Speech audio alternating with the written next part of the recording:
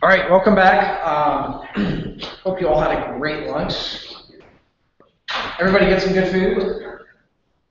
This is the hardest part of the day as an instructor because now you're all full bellies, sleepy. So stay with me. We're going to have some fun. All right, so just a quick recap of where we are from this morning. I've pushed all of the code and the presentation that I've been working through up to GitHub. So if you go on GitHub, you'll find Serge Introduction to Chef. And all the code is there, the presentation. Again, if you are looking at the presentation, you're not going to work ahead. But it's all there for you, and you can grab it from there. So up to now, we have we've looked at resources. And so resources are the fundamental building blocks within Chef. And what we can do with those resources is we can gather them into recipes. And then further, we've looked at cookbooks. And so a cookbook is really a collection of recipes and other files that help describe the desired state of our system. Now, we've been using Chef Apply up to now. But as I mentioned before, Chef Apply doesn't understand how to use cookbooks. It only knows how to work with recipes or individual resources that are passed to it at the command line. So it's time for us to look at a new tool, and that tool is called the Chef Client. Now, the Chef Client is actually the tool that you will typically use to manage your infrastructure. I said this morning that you're not really going to use Chef Apply to manage all of the nodes within your infrastructure. What you will typically use is Chef Client. Now, the Chef Client will perform all the actions required to bring your nodes, your infrastructure, into the desired state. You will typically run Chef Client on a regular basis, either as a daemon, or in cron, or as a Windows service. Of course, you won't run it as a Windows service on our machines, because that's a CentOS box. And so running it as a Windows service wouldn't make any sense. But running it as a cron or as a daemon might. The other thing to know about Chef Client, or there are a bunch of things to know about it, but it is included with the Chef Development Kit. So when we installed the Chef Development Kit on that workstation, which you didn't do, I did that for you in advance, we got the Chef Client at that time as well. The Chef Client has a couple of different modes in which it can run. Now, as the name implies, Chef Client typically works with a Chef server. We aren't, in our labs, we aren't actually, I don't think, going to get to use a Chef server. We're going to do everything locally, although at the end we might have some time to play around with the Chef server a little bit.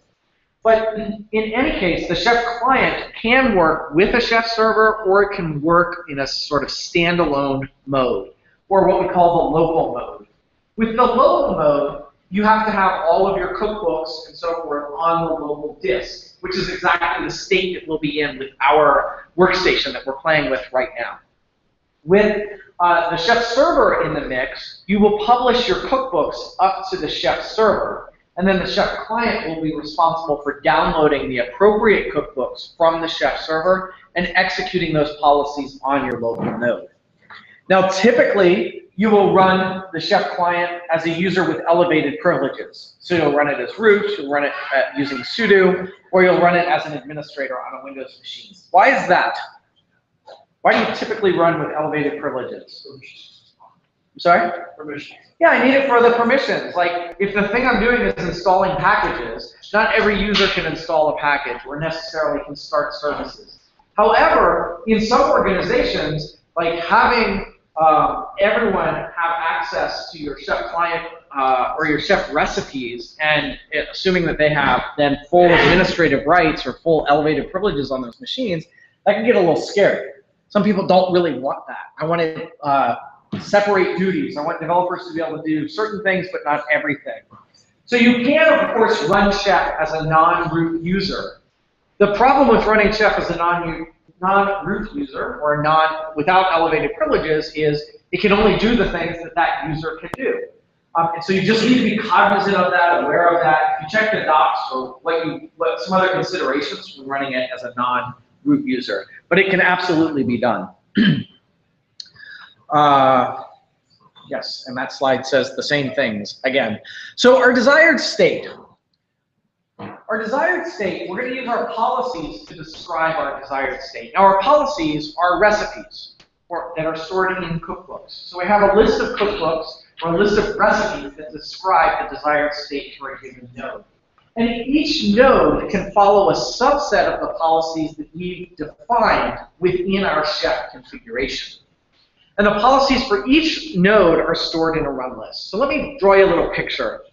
Let's say, for example, that I have 3 different cookbooks. I have an NTP cookbook, I have a user's cookbook, and I have a MySQL cookbook.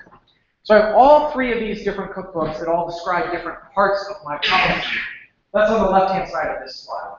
On the right-hand side of this slide, I have a number of nodes. Now, a node is a thing in your infrastructure that you're managing. So it might be a virtual machine, it might be a cloud instance, it might be a physical hardware, a physical server that you have running in your data center. Well, depending on the node itself, it may or may not use some of these cookbooks. So in this example, the first cookbook, or the first node at the top, is a server that needs NTP running, and it needs to have some users managed on that server. But it's not a database server, so it's not using the MySQL cookbook. Whereas the second node has NTP running, because everything should run NTP. It has some users that we're managing, and it's actually going to be a MySQL client. So it's going to follow the MySQL client policy, whatever that recipe says. And then the third node at the bottom is actually going to be my database server. It's going to have the NTP client, it's going to have users, and it's going to have the database server installed on it.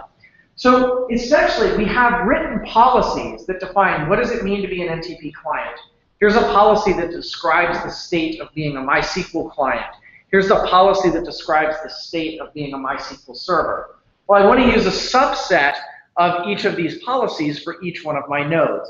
And I manage that through this concept called a run list. So each one of these nodes has a unique run list. So you had a question earlier, can I set up like some regular expressions to say, well, if the name starts with web, then that should be a web server. If the name starts with DB, that should be a database server. That's not really how we manage that within Chef. The way that we manage it is we assign a run list to a given node. In this way, we don't really care about the name of the server. The name of the server is really inconsequential to us as far as Chef is concerned.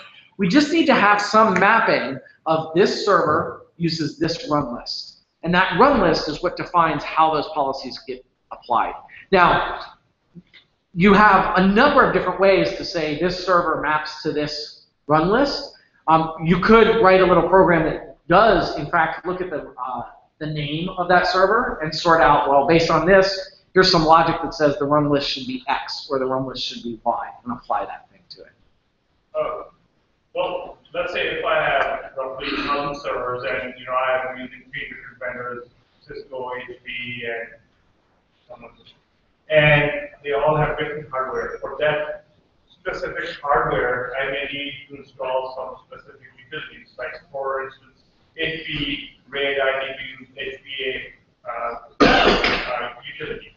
So in this, how will I apply that to this to that? Because my cookbook will include all of them, right? Right. So here's what you would do in that particular instance: is that so the scenario he's described is he has hardware from different vendors, and you could almost think of that as even just different operating systems, right?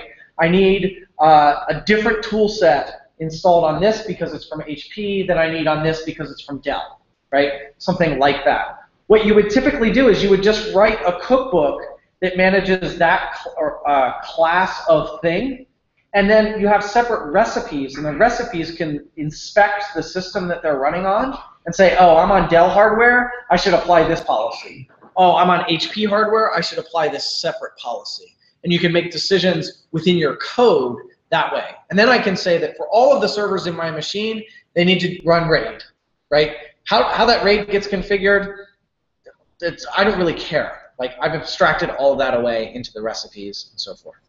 Yeah.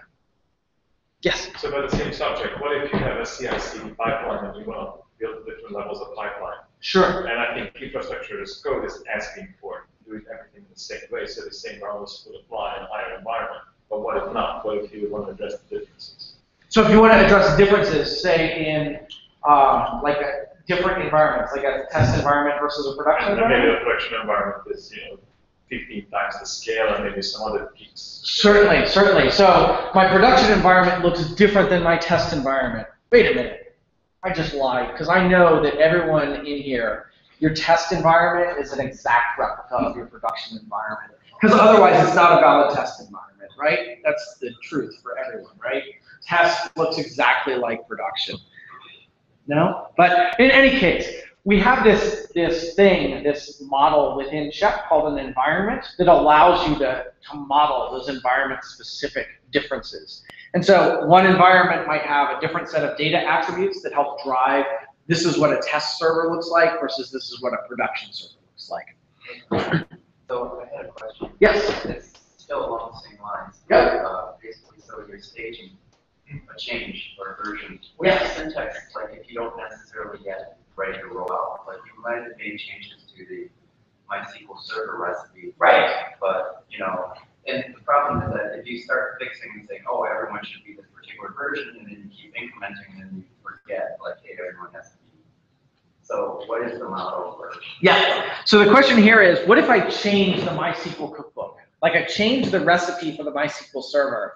I don't want to just push that out to every MySQL server that I have in my production environment. Because like the good thing about Chef is I can push out a production change all at once. And the bad thing about Chef is I can push out a production change all at once. And the other question with MySQL server is how do you ensure, like, managing all the applications, because you're going to lose a bunch of connections, let's say the server moves over. Right, sure. Okay, so let me take the first, and then I'll come back to the second, right? So when we model our environments within Chef, one of the things that we can model in the environment file itself is the cookbook versions that should be run in a particular environment. So let's say I write out the MySQL server recipe, and I'm happy with it, and it's running in production. I can tag that cookbook as version 1.0 of the MySQL cookbook, and say, in production, I run version 1.0 of the MySQL cookbook. Now I'm ready to refactor it. I can first change the version number for that cookbook, so it'll be 1.1 or 2.0 or whatever it happens to be. Production will continue to use the 1.0 version of that cookbook until I go into my production environment and say, now production can use version 2.0 of that cookbook.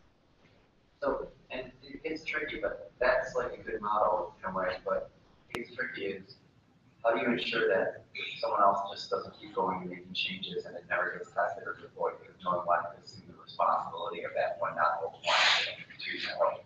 Gotcha. So there, 1.0 is running in production. I see a change that needs to be made. I call it 2.0. I make that change. but I'm not comfortable pushing that out to production yet. You see another change, you're like, oh, well, this should be 3.0 then, and now you've made a change. And so now we have like 5.0 in our development branch, and production is still running 1.0, and now, holy shit, there's a big delta between the two, and how do I address that, right? The way that you address that is with process and policy that sits outside of Chef. Like, I'm sorry, we can't really, I mean, you know, we can build continuous delivery pipelines, back to your point. Like, every change should be run through an automated test suite and automatically deployed to production. Are you ready for that yet?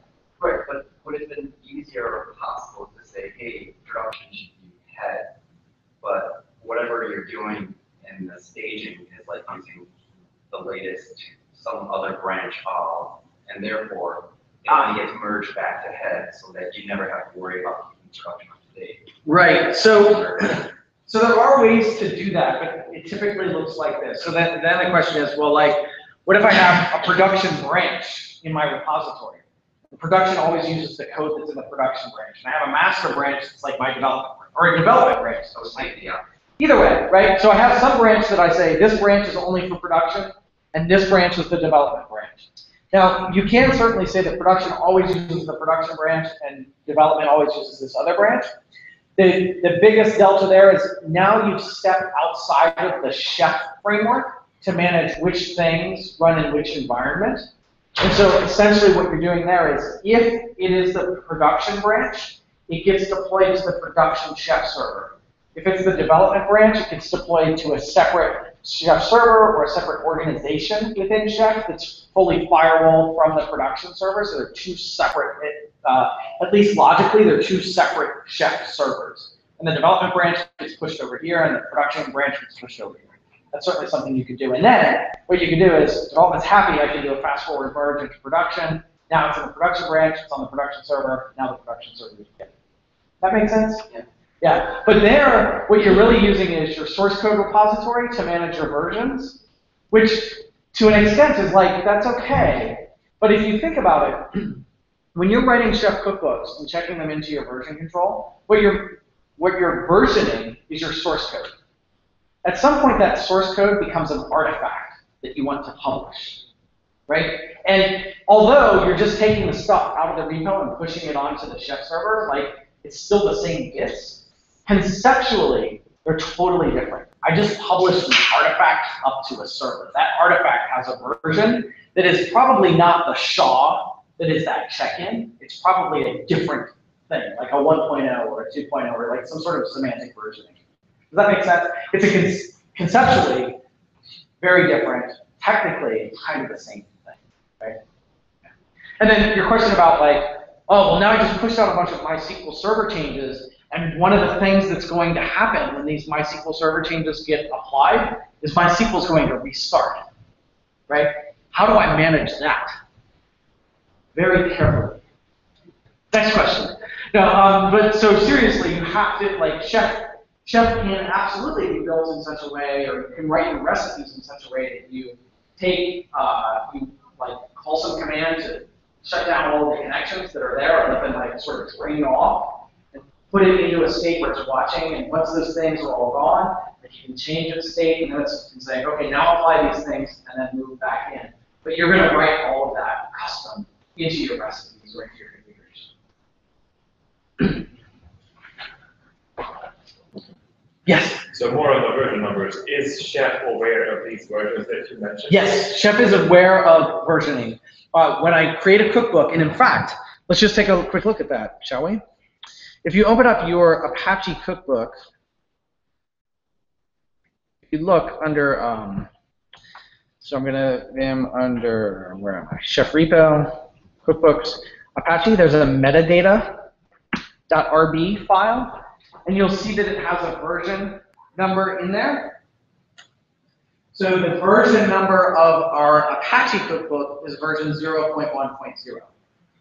So I can, either manually or by some automated process, when I go and make a change, I can increment that version number and change it. And then Chef, as long as I'm following semantic versioning, so like major release, patch release, minor release, and patch release, you know, like 1.00 is greater than 0.1.1, right? Chef understands those sort of semantics.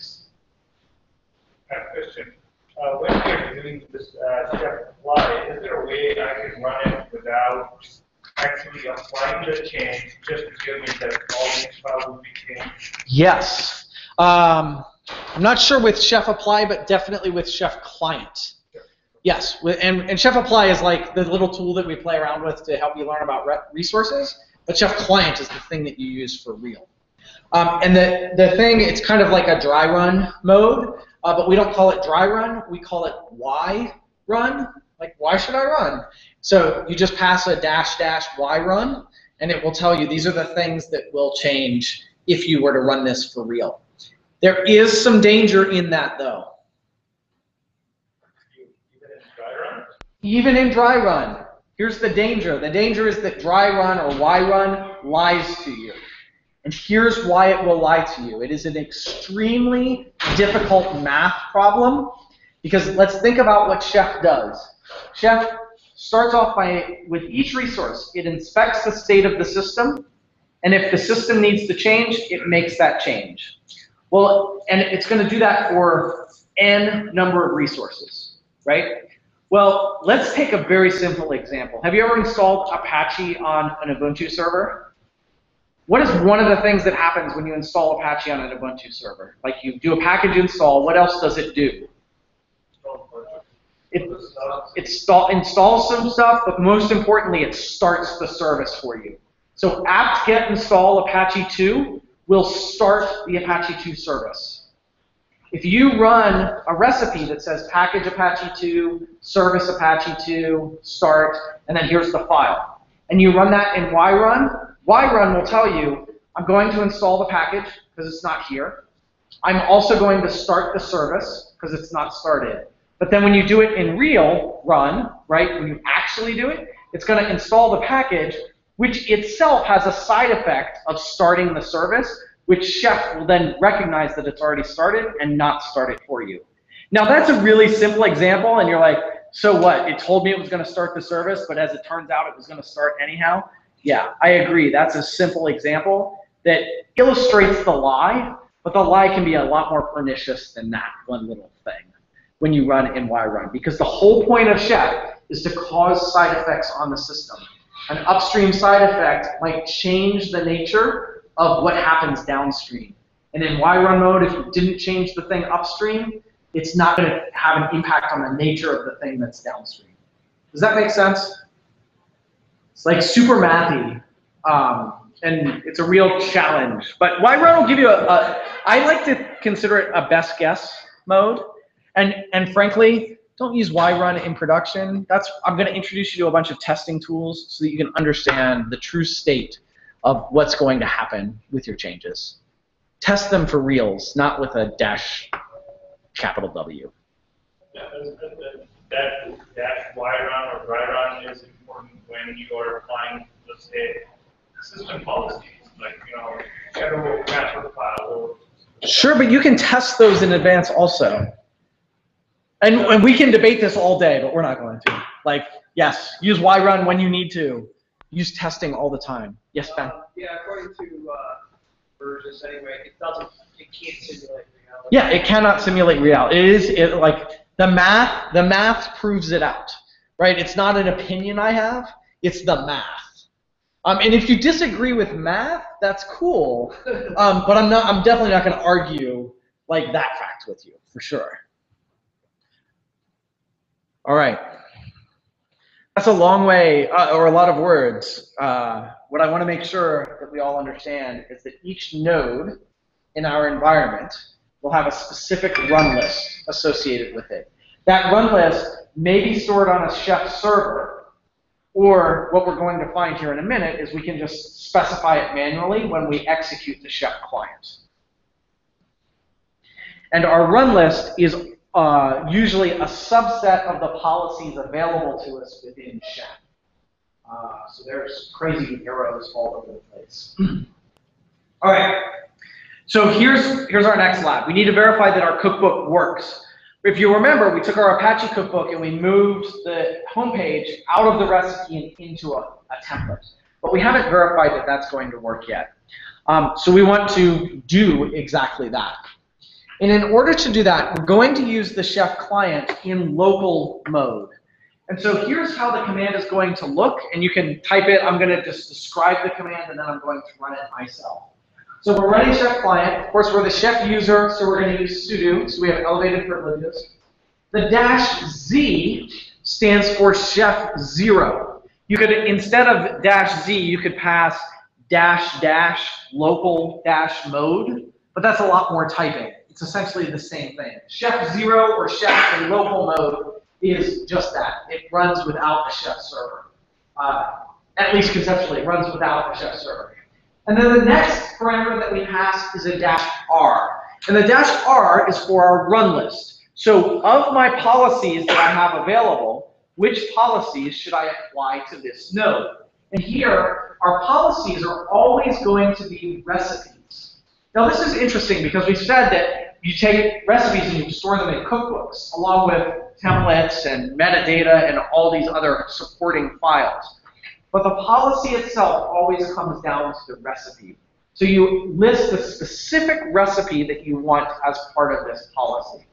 Now, I've said it's the specific recipe, but I haven't actually, in my run list, I didn't actually specify a recipe. I just said -R Apache. Do we have an Apache recipe?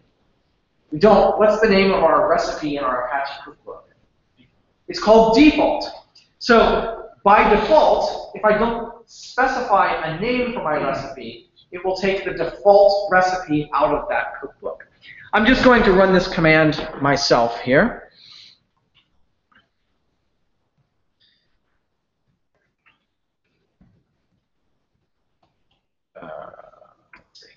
I'm going to first cd into the chef repo directory, so that's where I am.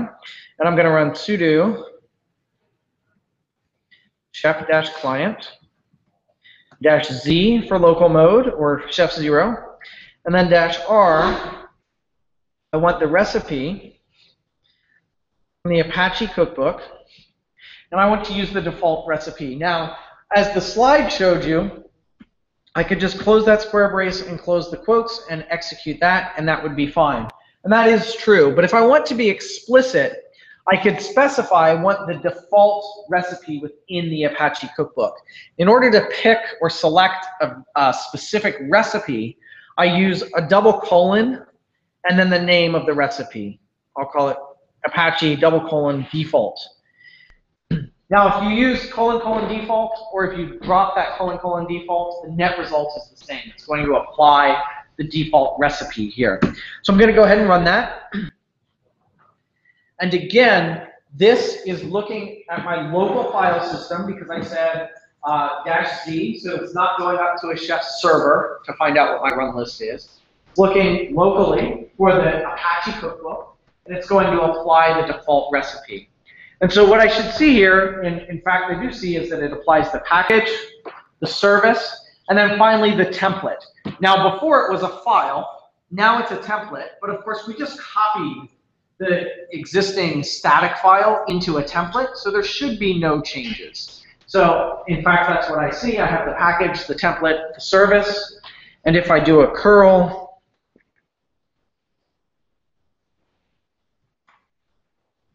I'll see hello world is there. Who's failed? It's better if it fails. Why is it better if it fails? You learn more if it fails. If everything works the way I tell you it's going to work, then we learn not as much as if when things fail. Have you fixed your failure? Maybe. All right, I'm going to continue on, and your buddies next to you are going to help you fix your failure if you didn't yet.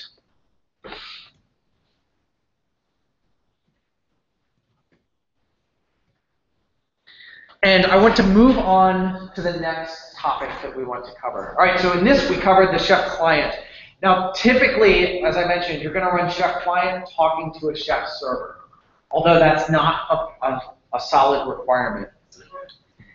The thing that I want to talk about next, though, is the state of our infrastructure. So when we think about managing our infrastructure, and when we think about things like object-oriented code.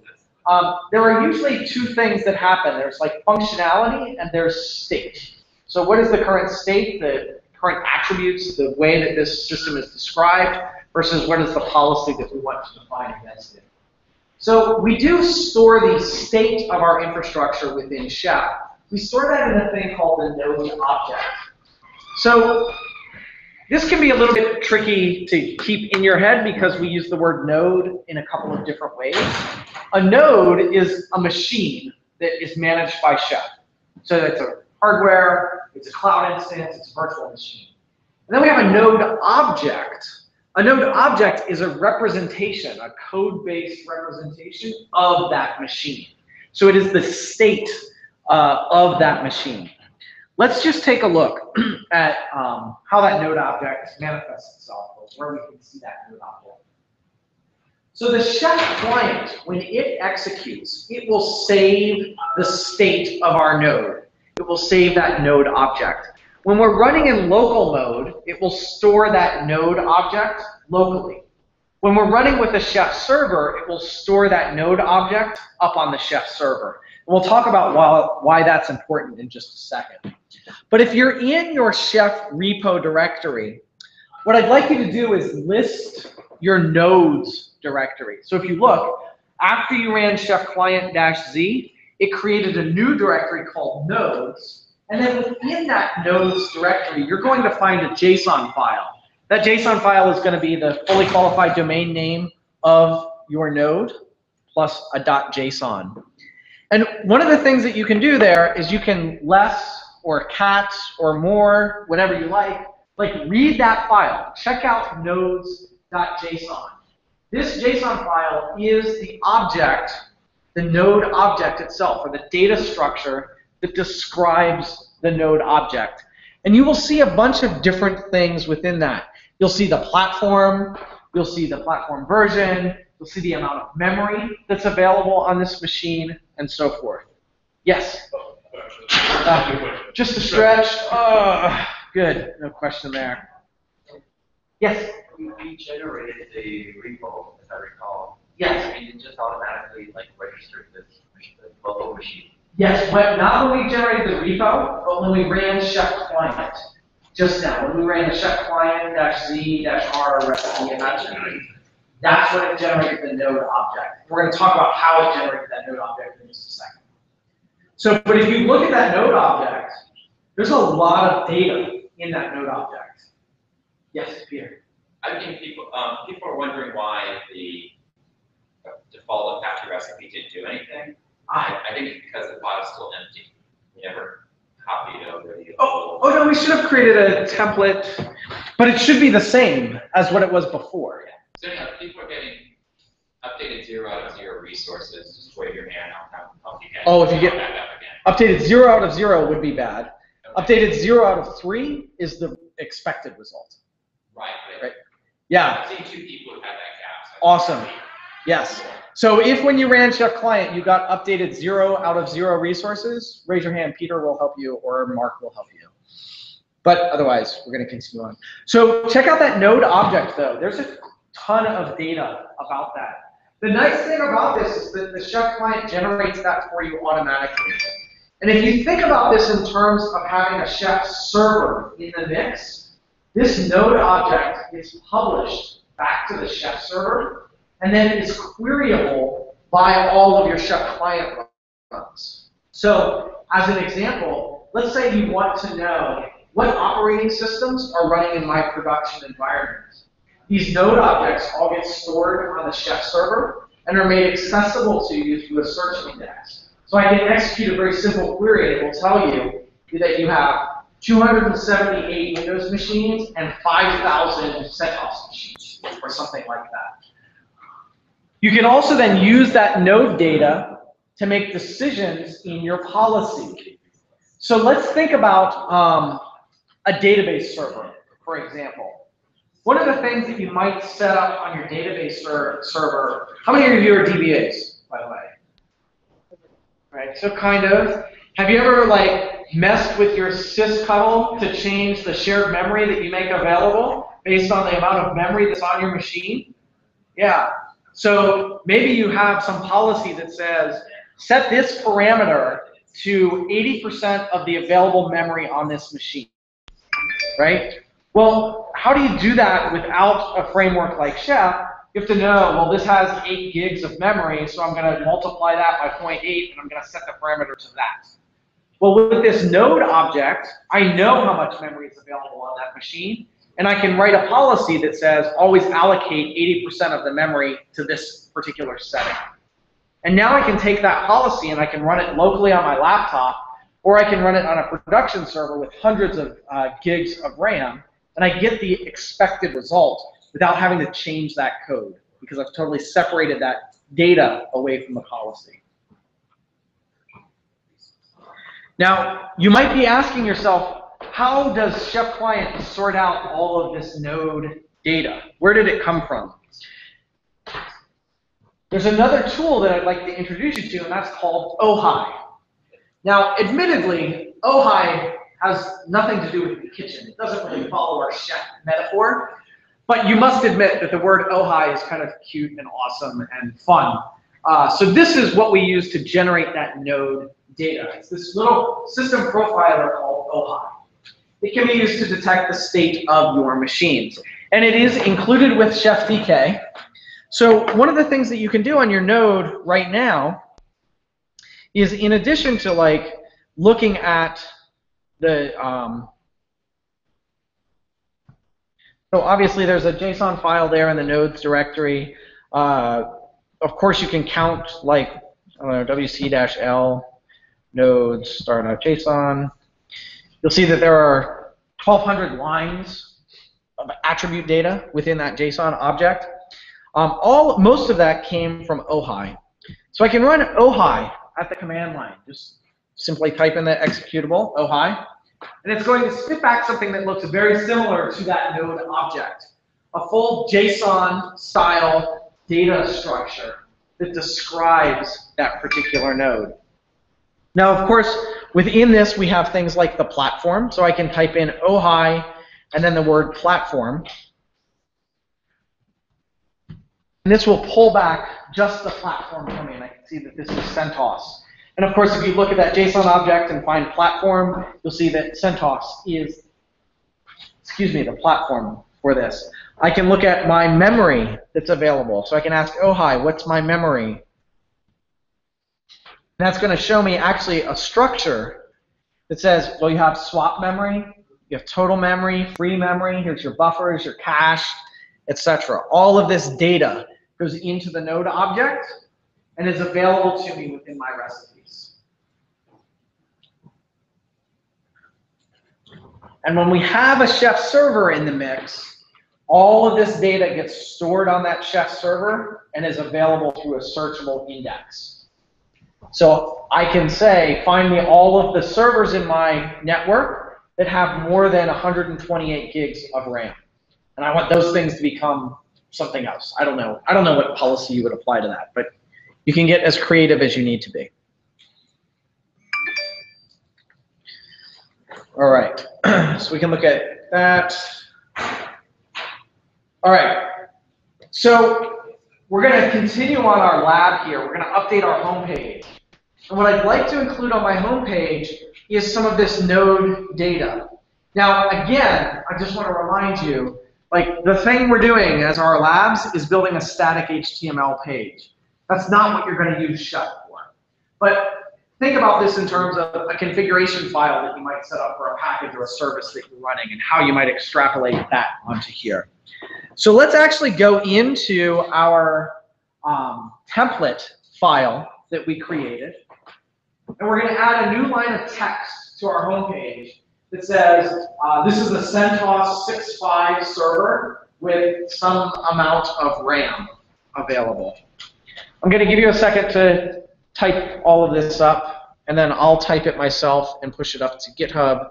If you have the slides in front of you, this is a lot of typing, I'll admit, and if you really want to copy and paste, because it's like, 2 o'clock in the afternoon and you're getting kind of sleepy and copying and pasting seems like it will be more successful than typing, that's fine. But what makes me happy is seeing everybody typing.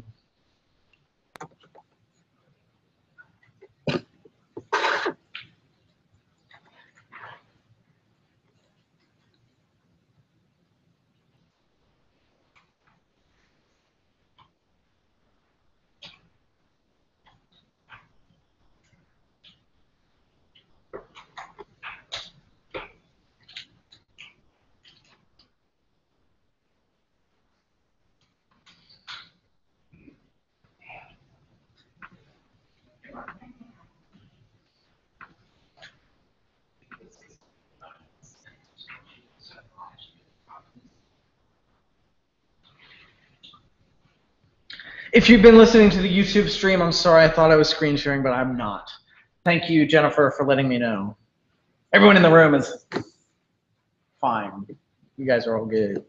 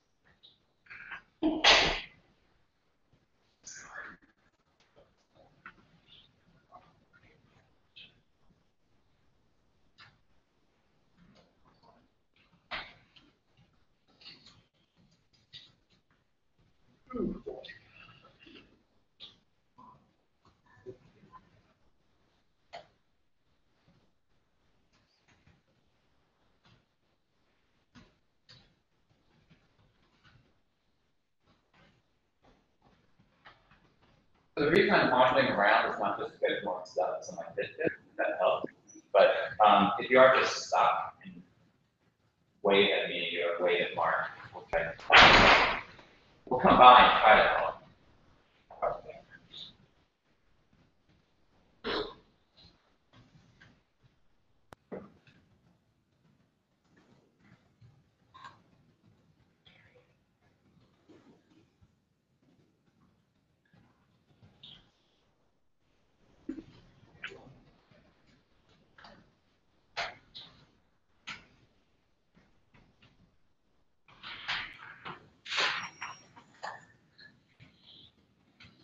Yes. Shift 0 find shift 0 find shift default. I think our it works. Okay, sorry, ask your question one more time. How does the shift client Z find my local shift default? How does Chef Client-Z find your local Chef repo? So where did you run it from? From a subdirectory. So I ran it from the Ruby work, and then from subdirectory. Okay, so what the Chef Client-Z will do to find your repo, I'm going to make some shit up. I don't know if it's right. So I think what it will do is it will look up the directory for cookbooks directory and then assume that the cookbook is in there. Seems reasonable, right? Yeah. You tried it outside of the Chef repo. You did it from not at the Chef repo, but a subdirectory of it. Yeah. Which I think just proves my theory. Right? I mean, which affirms my solid statement that this is exactly how it works. Right? Yeah. Yes. Do you have an opinion on whether it's better to use strings or symbols? Yes, I do have an opinion on whether it's better to use strings or symbols, and the answer is strings. And you'll be like, but no, dude, I see symbols everywhere. And that's wrong, and you shouldn't do that. It should be strings all the time. And I will totally talk to you about it. Like, I'll give you more reasons behind it at some point, but not in front of everyone because it's just going to confuse everyone. If that's okay with you. It doesn't matter if it's okay with you. I'm standing up here, and that's how I'm going to roll. Yes? Is it possible to render the ERB without the chef? Is it possible to render the ERB without doing a chef run? Yeah, I'm sure it is, but I don't know how. Like, you would have to define, you write a little Ruby thing to do it, I'm sure. It's just ERB, right? It would have to have access, in this case, it would have to have access to the node object. So you would have to somehow create a node object that has these data attributes for it to work properly. The right answer to that is you do that through the testing and before you get it to production. Because I assume that you want to render the ERB so you can see what it's going to look like. Yeah. And we'll talk about how you can test for all that stuff.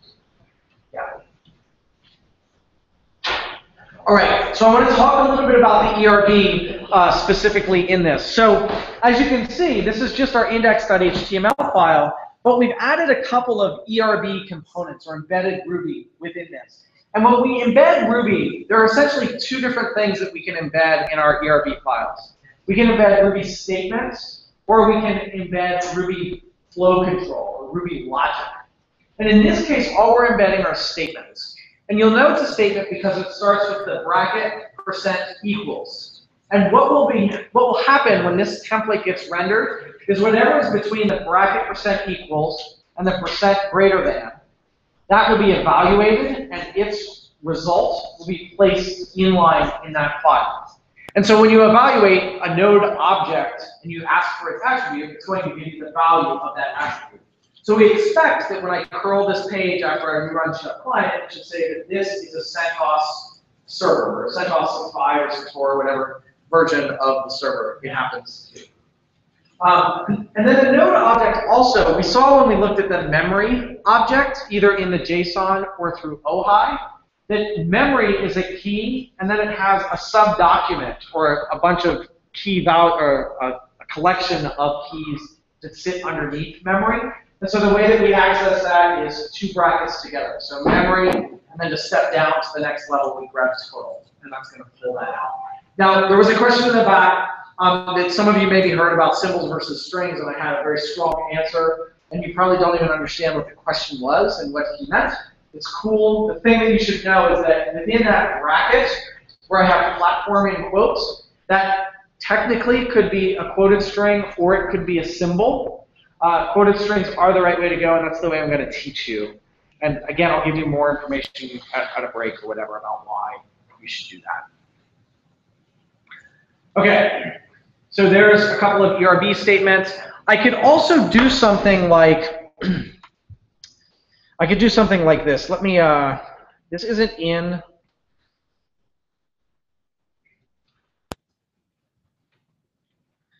Let's just show what it would look like if I wanted to do some flow control within Ruby.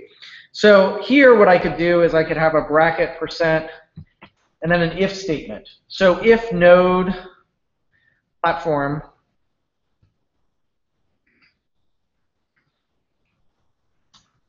equals CentOS. Can someone look at that and tell me, is it uppers, is it lower? Oh, it's all lowers, right? Like that, right? Yep. Yeah.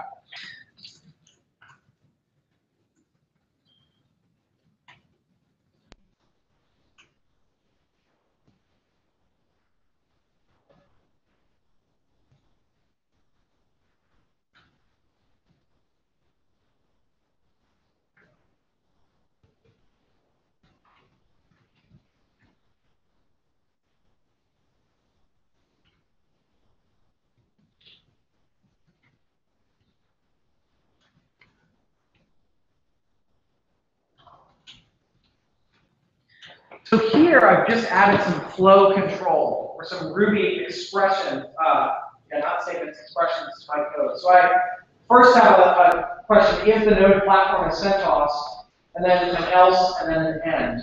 And you see the difference between these statements is that it does not have the equal sign. So it's actually going to evaluate if the platform is CentOS, then it's going to do the thing in between the if and the else. And if it's not CentOS, it's going to do the thing between the else and the end.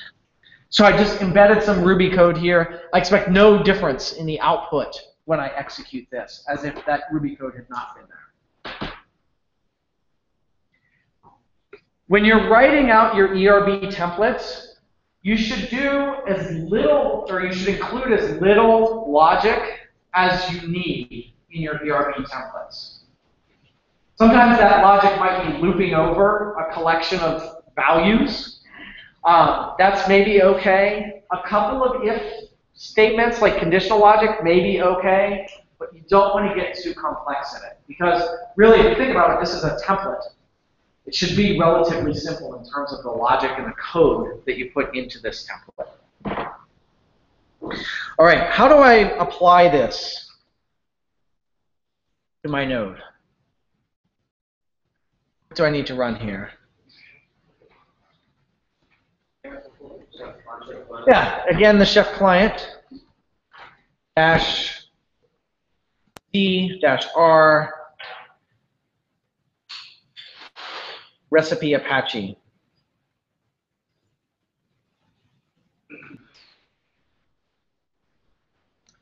And of course, this will change my homepage. It will change the nature of what's on my homepage.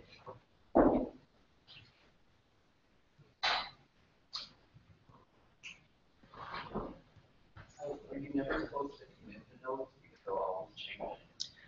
Yes, so that's a great question. So the nodes, that node.json file, should we commit that to our source code repository? There are people that absolutely commit those nodes to their source code repository, and I think it's not the right thing to do. And the reason why is because, as you mentioned, it's going to change all the time. For example, one of the things that we find within the node object is the uptime. That uptime is going to change every time the Chef client runs. So should we commit that to source code? Probably not. What we really care about, like the important, probably the most important piece that we care about is what is the node's run list. Right? We care not so much about the specifics of each node, but we care maybe about how many web servers do I have? I need to have that many web servers. Right? So I'm not sure if I'm giving you a satisfying answer. Okay. Good enough that you'll, yeah. What's that? Yes, something to chew on for sure. All right. We have read attributes. I want to do one more thing before I let you eat some of those delicious cookies that they just brought in. I want to create our own custom attributes. So Ojai gives us a bunch of node attributes. What if we want to create our own attributes to help drive our policy? As it turns out, we have a way of doing that. So let's say that, let's see, I'm sure I have slides that help me intro this topic here a little bit. We did all of this. So, of course, if you curl your page, you'll get something like this. This is a CentOS 6.5 server with some amount of RAM available. But what if you want your own custom attributes? So we want to customize greeting on our homepage, and we'll see that we can do that by creating our own attribute. So we're going to create a new attribute that we'll store as part of our cookbook. So of course we'll use chef to generate that. And so if you do chef generate --help, that will show you that you can in fact create attributes here. Let's go ahead and run this command. And this command, as it's shown, I've run from the chef repo directory. So chef generate attribute. In which cookbook am I going to store this attribute? It's going to go in Cookbooks Apache. And what shall I name this attribute? I'm just going to call it default. Do you know why we call it default? There are two words that everyone who uses chef loves. It's the word chef and the word default. And so we use these two words as often as we possibly can.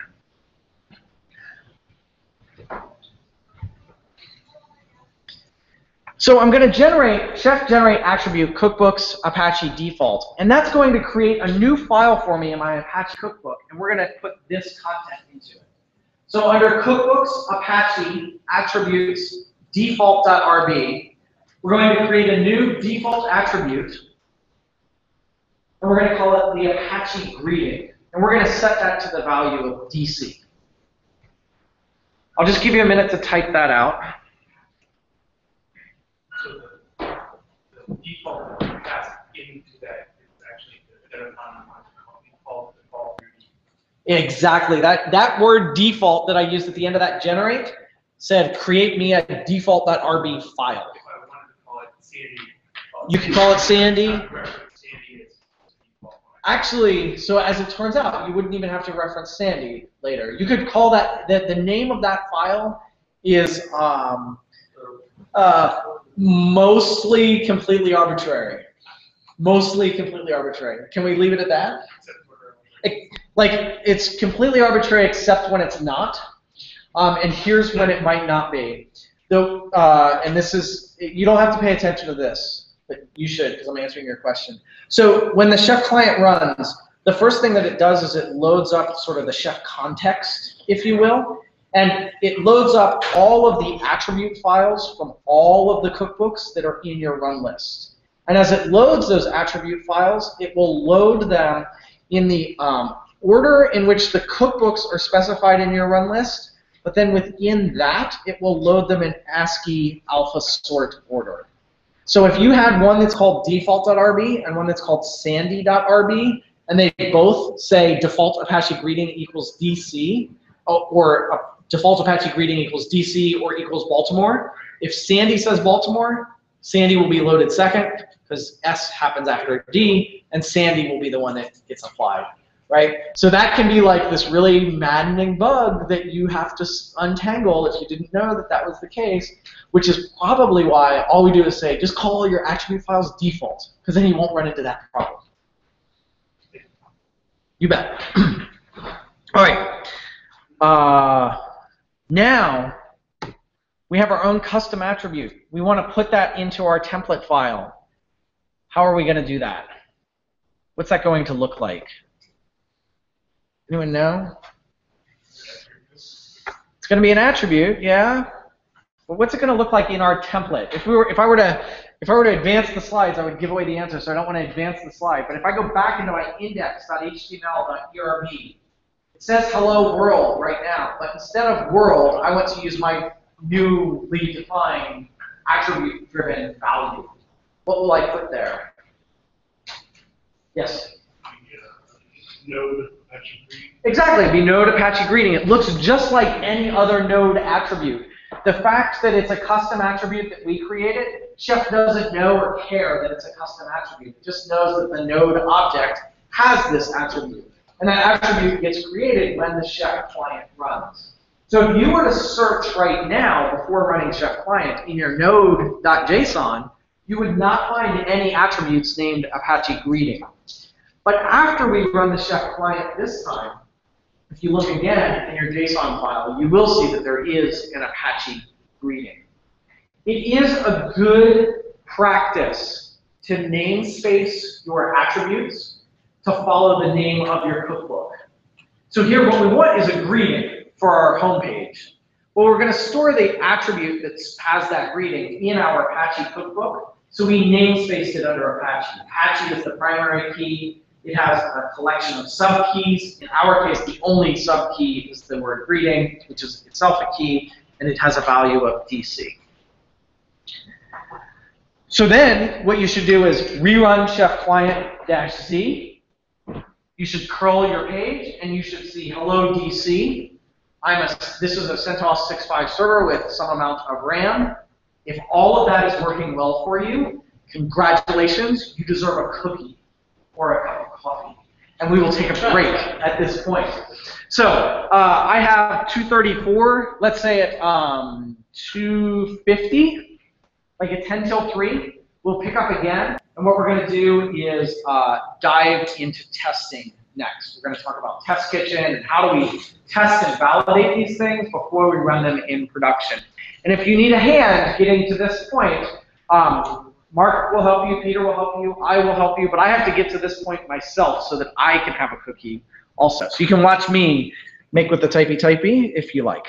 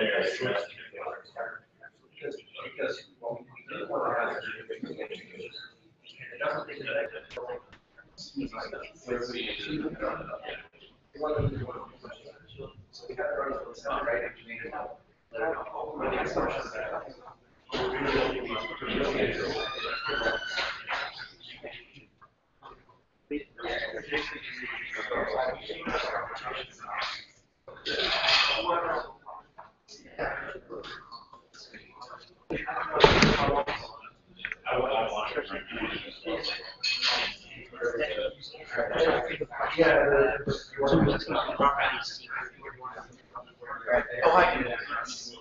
That's a good question. In case you want to address that. Yeah.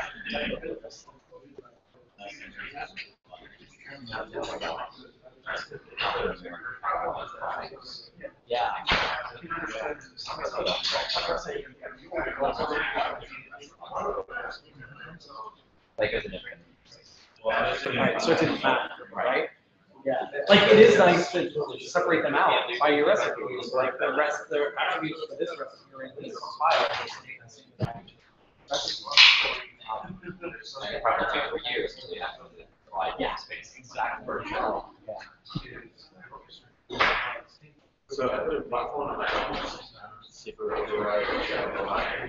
No. It will not. So here's the thing. Ojai wins. Always Ojai wins. So when you define attributes, there is absolutely a precedent hierarchy of the attributes. We define this.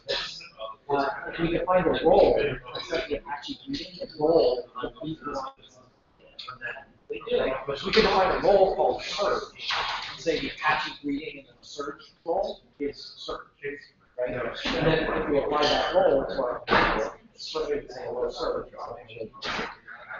Ojai has the highest level of precedence. It can never be overridden, which is like appropriate.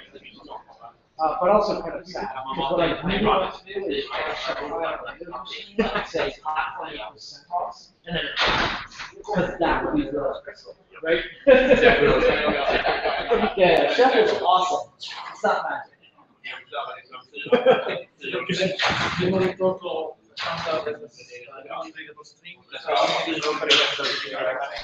I'm sorry. Yes. Will he do the right thing? No, it's not, because it's basically a string. He's a It's in fact a string. It's in fact a string, but you're using root. So you can take that string and turn it to an integer. Well, but he doesn't use media. But if you call it here a string, it starts with numbers and has characters also. You do a .2i, it'll just KB, and as long as you know that's KB, it's not GB, right? As long as you know what the string is. You can tell it. Real math. You can't do math with this string. I mean, you can do, because I was thinking. Yeah, it's actually a string value, and you can see that in the JSON value that you look at. If you look at the node object, it's close. Exactly. It could be an integer, but then you wouldn't have this. Like, what does that integer mean? So in that case, it makes sense that it's a string. Yeah. No, you do not. Yeah. So here's the thing with strings versus symbols and just brackets and just columns of attributes. Under the covers, it's all smash. which isn't actually a hash, it's like a special type of hash. It's in fact like a hash with each access. And essentially what that means is that any value gets turned into a string anyhow as it gets stored. So storing it as a symbol, you're taking the string and you're going to turn it into, so you're taking the symbol and you're going to turn it into a string. So you're not getting any memory gain from that. And you can also have people that have defined attributes using strings to try to access the symbols.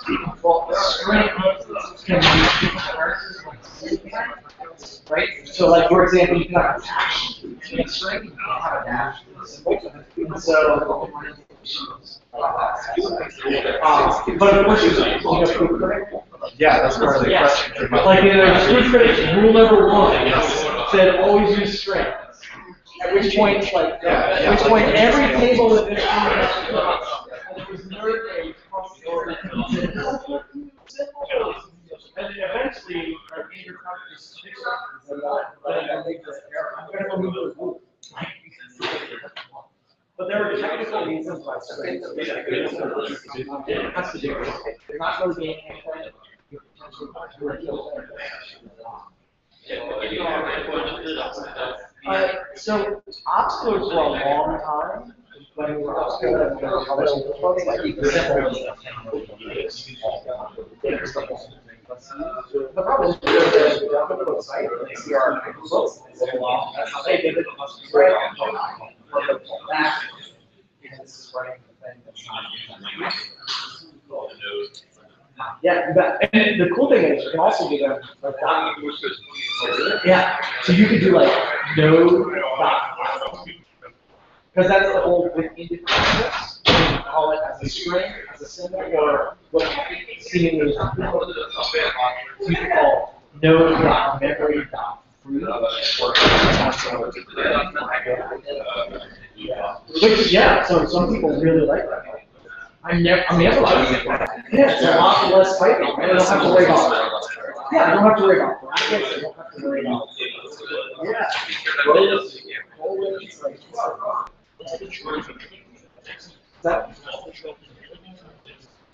So typically, what happens depends on where the mill is. Okay. Right. If you call node Apache reading in any of those scenarios, if you have to find the Apache key, then what you're calling is reading on the mill object, or you're calling the open bracket close bracket on the mill object, and the mill object doesn't have a so we'll throw an error that says mill doesn't have an open bracket. Ruby has that question mark operator. Yeah, so you can do a node.platform question mark, or node.attribute question mark platform. That's how you do it. Yeah, you say node.attribute question mark, and you pass the attribute to the limit. So you could, the right way to do this would be like node.attribute question mark Apache. If so, then write out node Apache reading, which might itself be nil, but multiple. Whereas Apache is not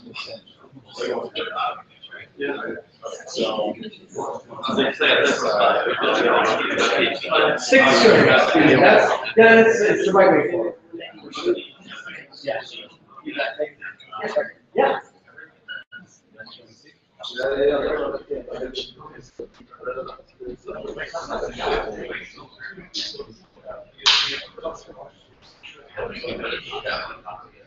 There's a couple of things that are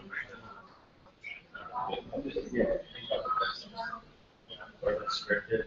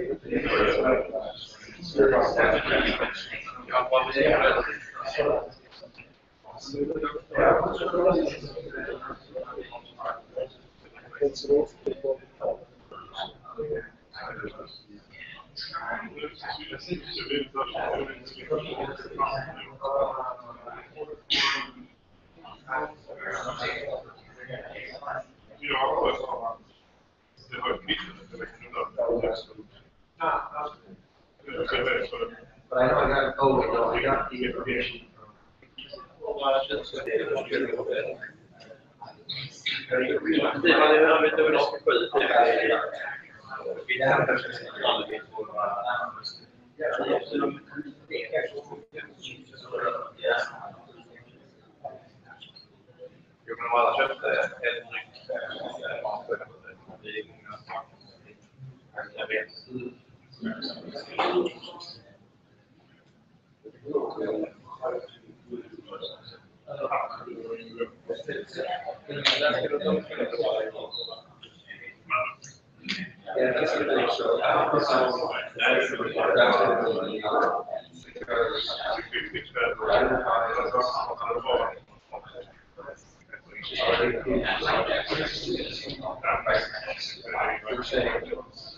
This is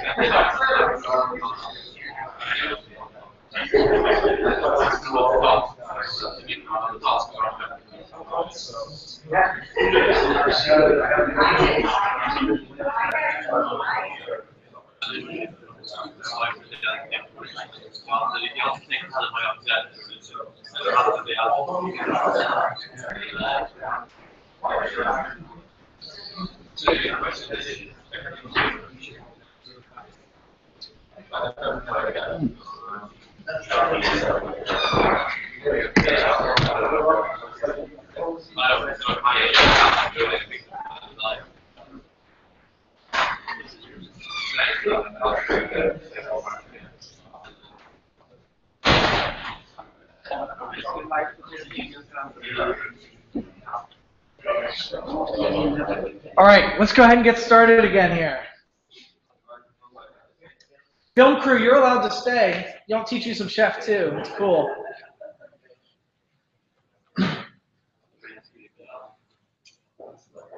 All right, so we've got about 2 hours left, which should be just enough time to get a quick survey of some of the testing tools. And by quick survey, I mean we'll actually be able to execute some tests and see them working.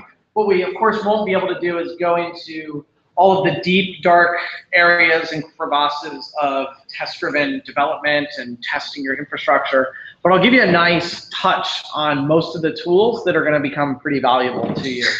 So what we've been doing up to now is writing a policy, applying that policy, verifying that that policy works. And that's been fine for us, but we have a really simple use case, right? We're managing a static HTML page. Not really something that you're typically going to do with Chef. Of course, you're going to have multiple policies that get applied to multiple different types of nodes within your infrastructure. So this whole write, apply, verify is going to get old very, very quickly. So we want to speed up our feedback loop with some automated testing. We want to have confidence in our changes before we push them out to production. As an automation framework, one of the best things about an automation framework, of course, is that you can automate the rollout of changes across an infrastructure. And one of the worst things about an automation framework is that you can roll out a bunch of changes across an infrastructure. Because when you make the wrong change, you can very quickly cause a lot of damage. So you want to have confidence in that. We talk about continuous integration or continuous delivery. Continuous delivery without a safety net, without that testing in place, is just, it's insane. It's completely the wrong thing to do. You have to have testing available to you. Now, when it comes to testing, there are all different sorts of testing. The pedantries of testing. There's unit testing, there's integration testing, acceptance testing, functional testing, regression testing. How many of you know what each one of these mean? Like, yeah, some of you do. And people that care, like really care about testing, know that a regression test is completely different than an acceptance test, completely different than a unit test. And the thing that I don't care about for today, anyhow, is what any of these things do. What I care about is, like, how do we test our infrastructure code? And here's the thing. I've seen people get hung up on the definition of, is this a unit test or is this an integration test? Is this a good test or is this a bad test? And I will tell you right now, with absolute certainty, what makes a good test and what makes a bad test. When it comes to your infrastructure code, like your Chef code, probably Chef is brand new to you, and probably you don't do any automated testing of anything that manages your infrastructure today. The way that you test it is you try it in production and see what happens, or try it in a staging environment and see what happens. So the thing that makes a good test is the test that you just wrote. That is a good and valid test. And the thing that makes a bad test is the one that you think about writing but you never actually put down. Sure, as you get better at testing, that is going to change. But for right now, I would posit that the thing you need to do is write tests. Don't worry about if it's a good test or a bad test. Write a test that's going to verify the thing that you're asserting. That's where you should start, with writing tests. So when it comes to Chef testing, there are a couple of very high-level questions that we should ask. First, did the Chef client run? Did it complete successfully? Now, I have to admit, Peter just came up to me during the break, and he said, Nathan, nobody is breaking anything. I can't help them with it. So this is bad, because the Chef client run seemingly has been working most of the time for most of you. Some of you that have done Chef before, when you first got started with Chef, did the Chef client run work successfully most of the time for you? No. I can speak from vast years of experience. The Chef client run usually fails, at least the first couple of times you try it on a new workflow. So simply being able to answer, did the Chef client run complete without an exception, is actually a very good test of your code. But there may be things that you want to go beyond. Did it actually complete successfully? Like, did the recipe put the node into the desired state? Was Apache actually installed? For example, that this morning, when we wrote our first Apache recipe, it applied cleanly, but Apache wasn't running because we forgot to capture the service resource within our recipe. So we should be able to catch that before we get into production. Are your resources properly defined? And does your code follow a good style guide? There was a question about quotes versus strings, single quotes versus double quotes, 2 spaces versus 4 spaces versus tabs versus no indentation at all? All of these things are questions that we should be able to answer with our automated testing frameworks. I care much less about, is that an integration test or a unit test? What I really care about are sort of these 4 levels of questions. So let's start and work through them in order. First, how do we verify that the chef client completed successfully across a cookbook that we've just written? Well, in order to do that, we need a couple of things. In order to test that out, we need a couple of things. First, we need a place to store that cookbook. So right now, we've just been storing the cookbook locally on our file system. And frankly, that's a fine place to store your cookbook, or in a source code repository or something like that. You may also, when you have a chef server in the mix, you may decide that the place to store that cookbook is published up to the chef server. But we don't need to get there yet. We can just store it locally on the file system. The next thing we need is we need to be able to execute chef client that has access to that cookbook that sits on our file system or wherever it happens to sit. And then the final thing that we need is a target server running the same operating system as production. So which operating system are we targeting this policy for? Now the nice thing about our workstation today is that we've been working on a CentOS box and we've been writing recipes for a CentOS box. But I see a lot of Macs in the room. How many of you have Macs in your production infrastructure? Like 1 or 2, and those of you that do, are they the primary flavor of operating system you use in your production infrastructure? No, of course not, right? So testing locally on our own little CentOS box, testing a recipe that's targeted for CentOS, that's a good valid test. But typically I'm going to write my cookbooks and my recipes locally on my own Mac. And so I need some way to run that on the target operating system, be that CentOS or Windows or Ubuntu or whatever. So this is where we get introduced to this great tool called Test Kitchen. Test Kitchen gives us all 3 of those things that we need to validate that the chef client runs successfully. So Test Kitchen itself is an open source framework. It's a test harness that will test your infrastructure code on 1 or more platforms. It has a plug-in architecture for drivers so that you can pick various virtualization platforms to run on, and we're going to see examples of all of this. It includes support for many different testing frameworks, and it's included in Chef DK. So on the machine, our workstation that we have, it already has Test Kitchen installed. You configure Test Kitchen using a file within your cookbook called a .kitchen.yaml. It's a configuration file for you. In fact, if you open up cookbooks apache.kitchen.yaml, you'll see that there's a kitchen YAML that was created. When we generated the cookbook, that got created for us automatically. That YAML file defines 4 different things. The first thing that it defines is the driver. And right now it says that your driver is Vagrant. We're going to change that. I'll tell you what we're going to change it to in just a minute. But your driver is the virtualization platform or the cloud provider that you're going to use to spin up your Test Kitchen. So in this case, you might say, I want my Test Kitchen to live on EC2. So I would use a driver called Kitchen EC2. I might use Vagrant, and of course the driver for that is called Vagrant. Who has used Vagrant before? Most people. So Vagrant is just a local virtualization manager, if you will. It works with VirtualBox very well, it works with VMware very well, and it works with a bunch of other stuff. We're not going to use Vagrant today, though, sadly. But if you haven't used Vagrant, you should totally check it out. All right, so we have a driver that says, make my Test Kitchen live over on these things, on these virtualization platforms or on this cloud or whatever. Next, we have a provisioner. And what's the provisioner set to in your kitchen.yaml by default? Someone tell me, because I don't see it. It's set to Chef 0. And that's what we've been using. Chef client-z is Chef 0. So it's going to use the same provisioner that we've been using. We have platforms, which are the targeted operating systems for our Test Kitchen. So in your example Test Kitchen YAML, you have CentOS and Ubuntu, both listed there. And then finally, you have your suites, which are your target configurations. And there you'll see we have a default suite that includes the Apache default recipe. So if you think about this and sort of abstract away, you can envision a matrix where Test Kitchen is going to spin up an Ubuntu node to run our Apache default recipe, and a CentOS node to run our Apache default recipe. And it's going to spin those up in whichever virtualization provider via the driver we've specified, and it's going to provision those things using Chef Zero. Now, Test Kitchen itself is an open source framework. It works really, really, really, really well with Chef.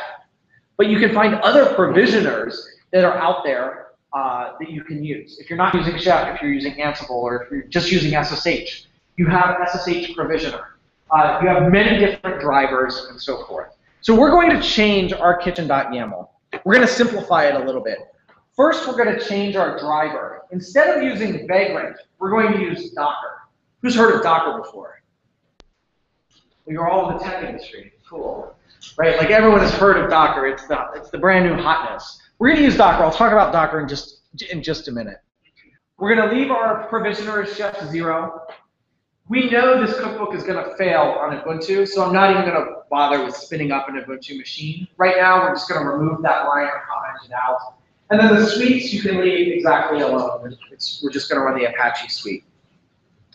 So let me go and make my updates over here.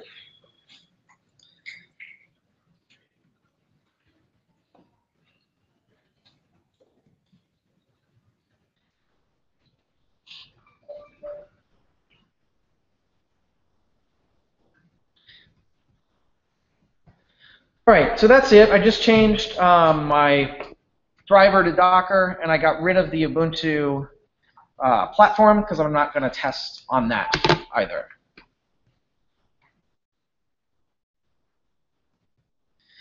Okay, now we're using driver as our Docker, Docker as our driver, or driver as our Docker. You know, you put the words in whatever order you want. They have the same meaning, I'm sure. So Docker itself is a lightweight virtualization thingy. Think of it like Linux containers. It's very, very lightweight virtual machines. They're portable, lightweight application runtimes. I already installed Docker for you and have actually downloaded some images for you. So you can verify that it's there, and you should do this. You should run sudo docker images, and it should show you a list of images. And they should all be from CentOS. You should see a bunch of different CentOS images that are available to you. Now, this is not a class about Docker, and I'm not going to tell you any more about Docker than you absolutely need to know to run Test Kitchen. And in fact, if you have a lot more questions about Docker, I can answer basically the questions that you need to know to absolutely run Test Kitchen. And probably that's about as far and deep as I can go with Docker. Maybe just a touch further, but we're not going to worry about that. We have a kitchen Docker gem was also installed. The Chef DK includes Kitchen Vagrant, which is a Vagrant driver for Test Kitchen. I've already pre-installed the kitchen Docker gem, so that we can actually use Docker with our Test Kitchen. If you do a gem list kitchen, you'll see that there are 3 gems there. There's the Kitchen Docker, Kitchen Vagrant, and Test Kitchen. Both Kitchen Vagrant and Test Kitchen were installed as part of Chef DK, and then on your images, I installed Kitchen Docker for you. All right, so we've decided that testing our cookbooks takes too long. We want to run our cookbooks in a Test Kitchen. We're going to go into the Apache cookbook. So you want to be in the directory, Chef Repo, Cookbooks, Apache. And from here, what you can do is you can execute kitchen list. And this will show you that you have one instance. It's the default CentOS 64. It's going to use the driver is Docker. Chef Zero is our provisioner.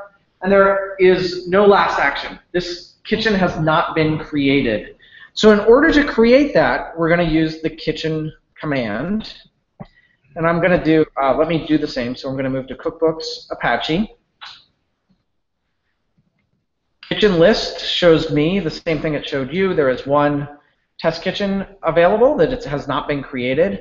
So I'm going to run this command, kitchen create. And what kitchen create is going to do is launch a Docker instance for me and get that set up and running. So I have a place to run my cookbook. This is the target operating system on which I'm going to run this cookbook. Now this, for the first time when we set this up, this is going to take a minute or two. You can watch the log output to see what's happening here. But just as a high level, what we're doing is we're creating an isolated virtual machine where we're going to run our cookbook and then validate that it actually works for us. While that's running, what questions can I answer for you about Test Kitchen so far? Yes? Mine's failing.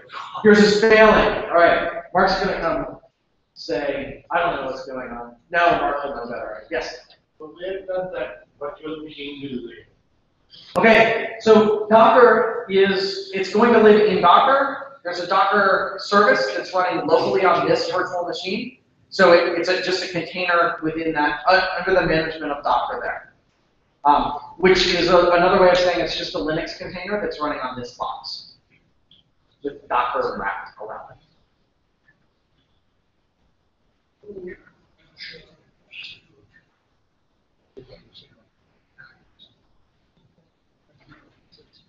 So is there a testing way of not create any virtual image or something like that? Yes. Like a kind of a parsing of configuration. Yes, we'll get there. So we're going to start with, does the Chef client run? Then we're going to look at, does it do the things I wanted? Then we're going to look at, did I write my recipes properly? And that's the thing that you're asking about. We'll get there. Yep. That's more like unit testing if you really follow the pedantic, like, this is the types of testing. We'll talk about unit testing.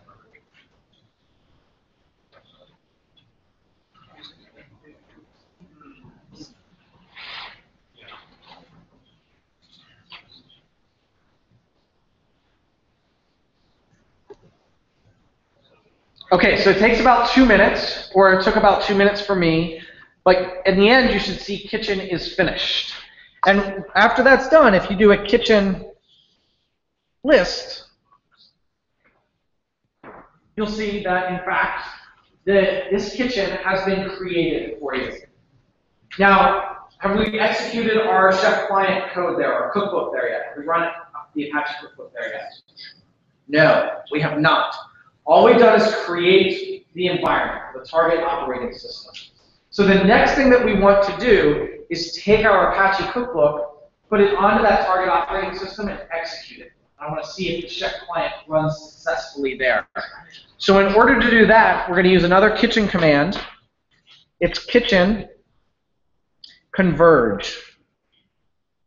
Converge is the verb that we use there. And what you're going to see here is that kitchen converge is going to find the local cookbook that you're testing, the Apache cookbook. It's going to put that onto our target operating system. It's going to put it into that Docker instance. Then it's going to install Chef and execute Chef with a run list of Apache default. It will run Chef with our cookbook. So the first thing that you'll see is it's going to install Chef. Then it starts up Chef, as you can see here. And then you'll see this output that looks very similar to the Chef client output that you've seen before. So it's installing HTTPD here. Next it will do our service, and then finally it will do our template.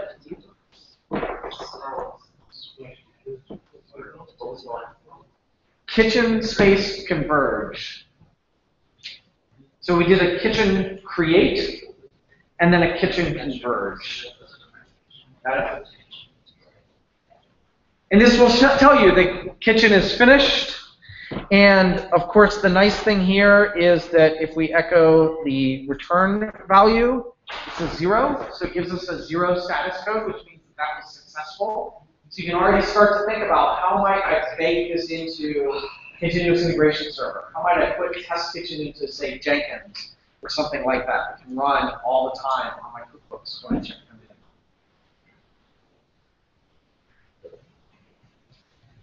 in. Who's here? So Test Kitchen works successfully. Chef client completed successfully. This is kind of a good test.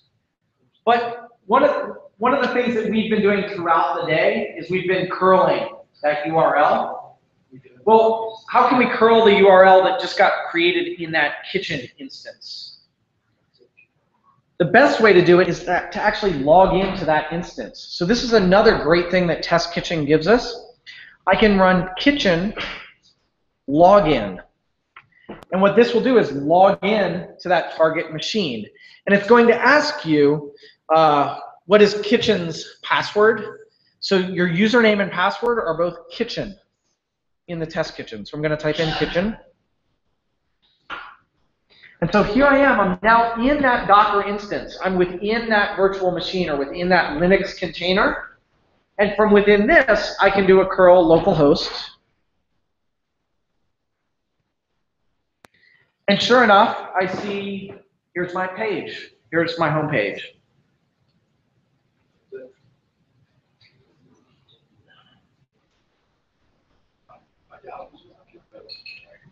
So using Test Kitchen, we have just verified that the Chef client executes successfully without failure for me. Let's make that break. I'm just going to exit out of my Linux machine, out of the Docker container, and I'm just going to change my cookbook here, my recipes, default. What happens if I go back and put in this package foo? We know that's going to fail, right? So let's intentionally break our recipe so that we can see Test Kitchen failing. What command should I run now after I've changed my recipe? Kitchen what? Converge, right. I don't need the kitchen create because it's already there, and I can see that by doing a kitchen list. You'll see that that kitchen is still there, so I can short circuit the whole create process and just run the kitchen converge.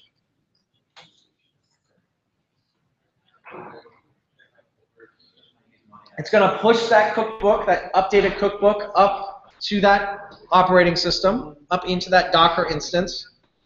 It's going to rerun the Chef client across my Apache cookbook, and it's going to fail.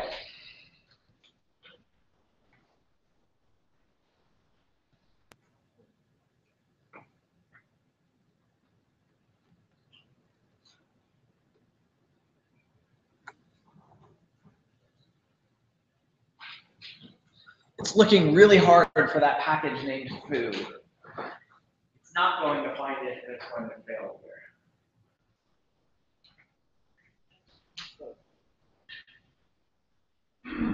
there. And sure enough, it failed.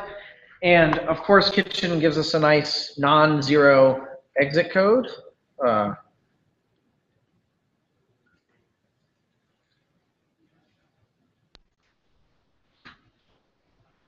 Gives us an exit code of 10, which doesn't really matter. It just matters that it's non-zero. So if this is in some continuous integration server, like a Jenkins server, that build can catch that failed, this particular build.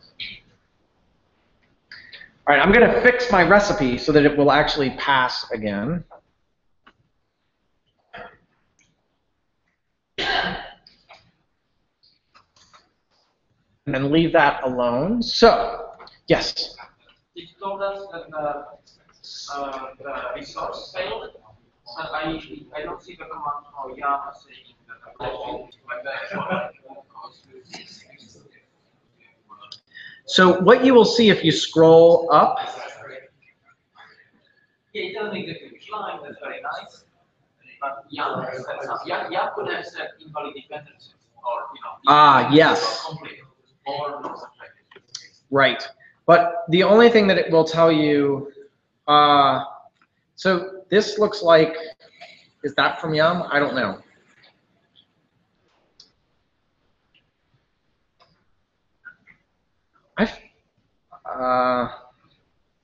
Oh no, that's definitely from Chef.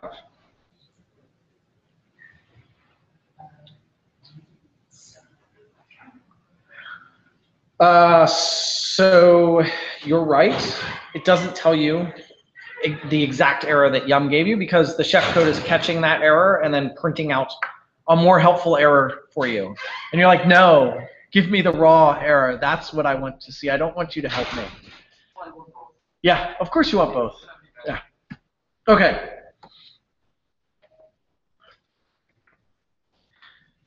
So here we've gone through our first test kitchen cycle. We did the test kitchen create, we did the test kitchen converge, and then we could log in.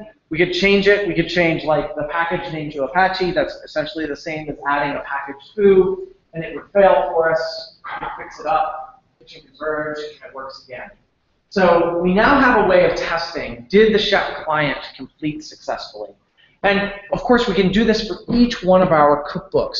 And this is why, or this is a nice benefit of Test Kitchen, is that you can set up a continuous integration job for each one of your cookbooks. And anytime you submit or commit code to your source code repository, Jenkins or whatever you're using for continuous integration can see that commit, can pull that in, can run a Test Kitchen and say, does the chef client complete successfully when I run Test Kitchen across that cookbook? And if it does, then you've just increased your confidence in the code that you just wrote. But how about knowing whether or not the recipe put the node in the desired state? Like the fact that it completed successfully is one thing. Did it actually do what I meant it to do is the other thing. And so we want to verify that, and we have a testing way to do that. Of course, one thing that we can do is we can kitchen log in. We can log in, we can do the curl, and we can see that the home page is exactly what we expect it to be. But that sucks, because I had to do all of that manually. I want to automate that away. And so that's where I'm going to introduce you to another tool called ServerSpec. So ServerSpec is available at serverspec.org, and you can go there, and I'll pull it up here in just a minute. It's a way for you to write RSpec tests to verify the state of your server. Now, RSpec is a testing framework or a testing language that's built into Ruby. And so ServerSpec understands how to talk to servers and has really nice semantics for actually verifying that things on the server are the way that you expect them to be. It's not dependent on Chef, though. You can run ServerSpec without ever using Chef. The two are not, I mean, the two work together well, but they're not requirements for one another, or dependencies for one another. And it defines, ServerSpec itself defines many different resources. So I can, for example, I can go to the ServerSpec page, and you'll see here that there are a bunch of resource types. And when you look at the resource types, they're going to look very familiar to you. There are things like a C group or a cron, a package, a service. We can test all of these things using the semantics of, or by writing ServerSpec tests. Now, with Test Kitchen can actually run your ServerSpec tests for you. But in order for it to do that, you have to store your ServerSpec tests as part of your cookbook, which is fine. That makes complete reasonable sense. And you just have to store them in a specific directory structure. And so we're just going to look at that next. We're going to put a ServerSpec test in the right place. So within your cookbook, oh, there's a little font there. I must have been hovering over or something. Whatever. There it is. Within your Apache cookbook, so under Chef Repo, Cookbooks, Apache, you want to create a directory path that looks like this: test, integration, default, ServerSpec. There are some specific meanings for each one of these parts that I'm not going to go into. Just know that your ServerSpec test for Test Kitchen needs to go, in this case, into test, integration, default, ServerSpec.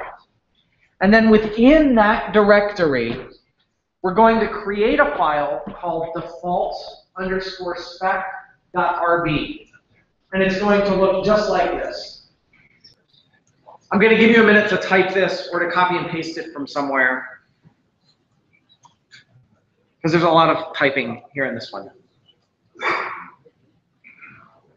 After you've had a minute to type it out, I'll describe all the steps or all the pieces of this particular test.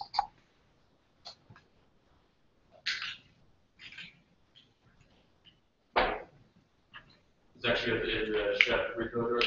Yeah, under Chef Repo, Cookbooks, Apache, it has to go into your Apache cookbook, and then this test, integration, blah, blah, blah. Yeah.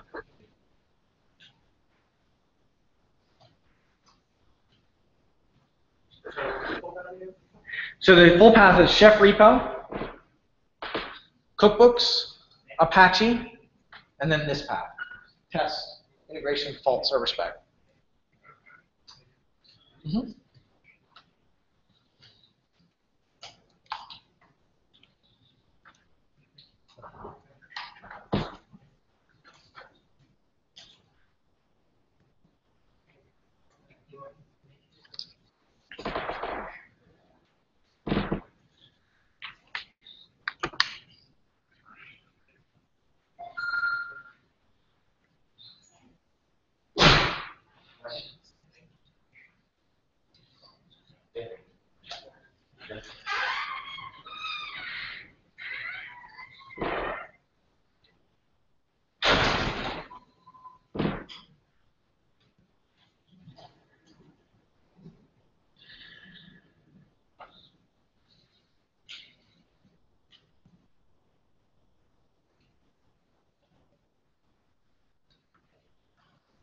All right, so let's look at how this file works. It's a Ruby file. The first thing that it does is it says require server spec. So I'm going to use the server spec gem when I execute this file.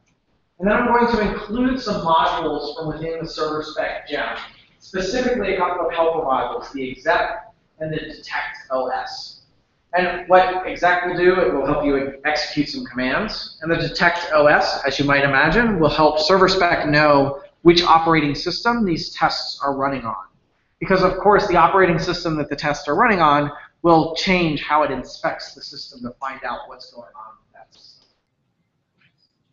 That's kind of boilerplate that we're going to need within any of our server spec tests. So as you start writing more server spec tests, you will probably extract that away into a server spec helper, and then just include the server spec helper into each one of your test files instead of having to repeat that over and over again.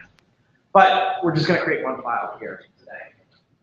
And then next, we're going to do one very simple test. And I encourage you, as you're waiting for me to move on to the next topic or whatever, to add additional tests here. Just look at the server spec documentation and sort out or guess based on how we've done it, how you might add that additional test. But within our spec, we're going to do a couple of things. We're going to describe a block of things that we want to do. So I have this keyword describe. I'm going to describe Apache. And then I have a do and an end. And then I can have some assertions or some assertions within that describe block. So I'm going to assert that it is installed. So when we run this, we'll see that the output is going to say Apache is installed. And for each one of our its, it will put out another line that will be sort of grouped under this describe block. So I say it is installed is just some arbitrary string that I define, and then another block, so a do and an end. And then I have my assertion. I expect the package, and the package is the resource type that server spec gives us. The package named HTTPD, and then close the parens, .2 space b underscore installed. It's almost like English, but it is a really ugly version of English. But if you read it out loud, it totally makes sense to you. I expect the package HTTPD to be installed. That's awesome. So what will happen is that when this file, when this default spec is executed, it will inspect the system and see, is the package installed? If it is, it will return true, and the test will pass. If that package is not installed, it will return false, and that test will fail. The nice thing about storing these in this particular directory structure is that Test Kitchen understands this directory structure and will automatically, can automatically run these server spec tests for you. So in order to make that happen, the next thing we need to do, though, is destroy our kitchen. So actually, let me just show you the command, and then you can do this while I type. So you want to do kitchen destroy, and then do another kitchen create. And while you do that, I'm going to make with the typey and get caught up to where you are. So you'll do a kitchen destroy, and then a kitchen create. Right.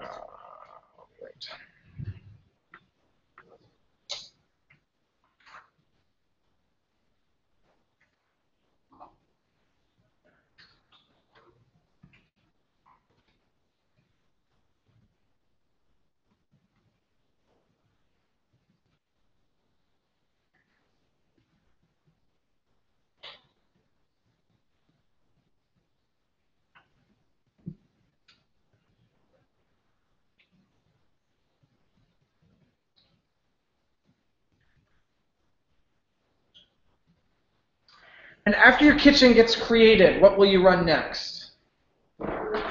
Kitchen converge. And then there's going to be another command that we run. After your kitchen converges, you will run kitchen verify. So we did a kitchen destroy, kitchen converge, kitchen destroy, kitchen create, kitchen converge, kitchen verify. Now I'm going to, because I waited so long, I'm going to short circuit that whole process. I destroyed my kitchen. Instead of typing kitchen create, kitchen converge, kitchen verify, I'm going to short circuit all the way to verify. I'm just going to type kitchen verify. Test Kitchen is smart enough to know that if I say verify, what I really mean is if there isn't a kitchen, create it. If it hasn't been converged, converge it, and then verify it. So it's going to run through all of those same steps. It's going to create the kitchen, it's going to converge the kitchen, and then it's going to run the verify step. And the verify step is where we're actually going to execute that server spec test that we just wrote. So here you can see mine is going through the converge process right now. It's installing Chef. Now it's running Chef.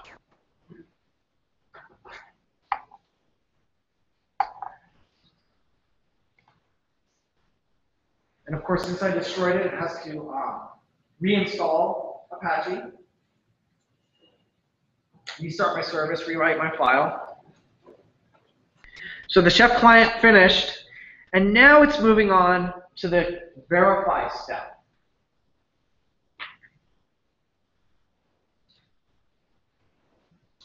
And in the verify step, what we're going to see here is that it's going to install a couple of gems, a gem called Thor and a gem called Busser.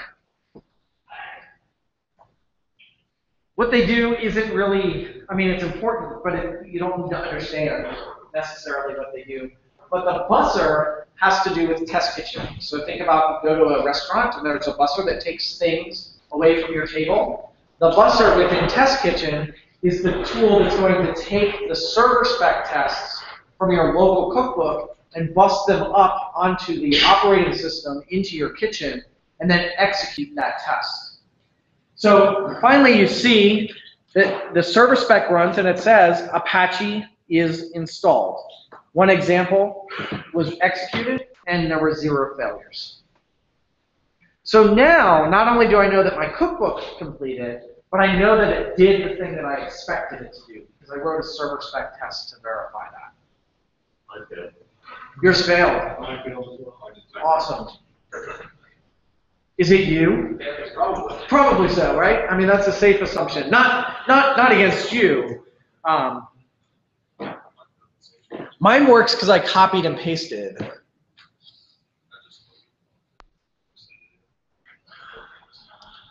So when it comes to this particular recipe, what else might you test with server spec? You might test the curl. So you might want to check that the file is actually coming back and has the right contents in it.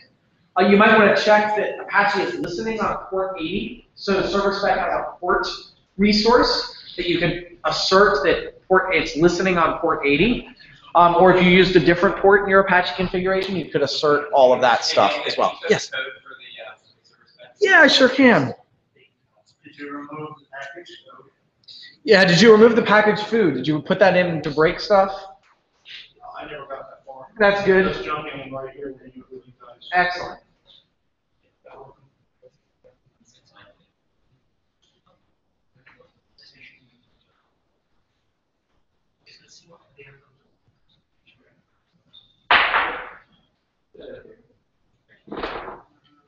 Good luck. Awesome.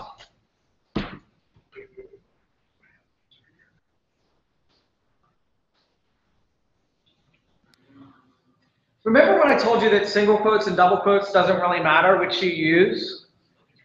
There are some rules, of course. Your quotes have to match at the beginning and the end of the string. You have to use the same type. And then also the thing that would make me want to punch you in the face is if you did what I did in this file and sometimes use single quotes and sometimes use double quotes and without any seeming reason or rhyme as to why I picked double quotes there and single quotes there. I would hate me for this. In fact, I hate me right now. I'm cursing myself for writing the slide that way. Like, what the hell was I thinking? It might have been late at night or something. It's no excuse. Yes? Isn't there a difference like in Perl where single quote string would not expand? Yes. So if I was doing some string interpolation, then I would absolutely need double quotes. And single quotes would not do that.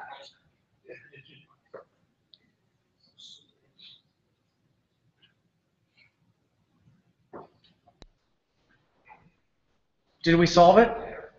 Mine, yes. All right. Yours is the only one I'm worried about. I mean, except for yours. He says, looking around at everyone in the room. All right. So this is, of course, we could break this. I'm not going to break this now. But, oh, here's some more, here's some more server spec tests that you could write. Here are some additional tests. Again, you have these in the slides. You're welcome to write these now if you like. I'm going to continue moving forward. But you could run a test like, it should be running. That was a thing that we had a failure on this morning. So we should probably write a test for that. If it fails, write a test for it so it doesn't fail again. Is it listening on port 80? Does it display our custom homepage? So expect Perl localhost to return standard out that includes the string hello. Does that happen? And now if I run this test, I get further coverage, more coverage across my policy and see that things are right. I'm not going to write this one, and if you're typing it now and trying to watch this slide, I'm sorry, I'm going to move on for the sake of time, but you have the slides, so you can copy and paste it from there, or you can just play around with it. But then when I run this kitchen verify, it would print out something that looks like this. So Apache is installed, is running, listening on port 80, and displays a custom homepage. That's pretty awesome. And think about, again, putting this into your continuous integration server so that this runs every time you commit code to your source code repository. It can validate that, that cookbook for you. I could, of course, change my tests to see a failure. So here I changed is listening on port 80. I said expect port 81 to be listening. So this is not breaking the code, but breaking my test. And we would see that that failed. So Apache is installed, running, is listening on port 80 failed, but does display a homepage, and then it gives me some more details. I expected it to be listening on port 81, but it was not. I had one failure. Of course, you can fix that test. And just as a way of recapping, here's what your kitchen workflow looks like. First, you create the kitchen. Then you converge the kitchen. Then you verify the kitchen. And then you destroy the kitchen. And you can move through from the create, converge, verify. If I run verify, it will create and converge that thing for me, as well as verify. If I run just converge, it will create and converge. I can run kitchen test. Kitchen test will do the entire life cycle in one command. It will create it, converge it, verify it, and destroy it.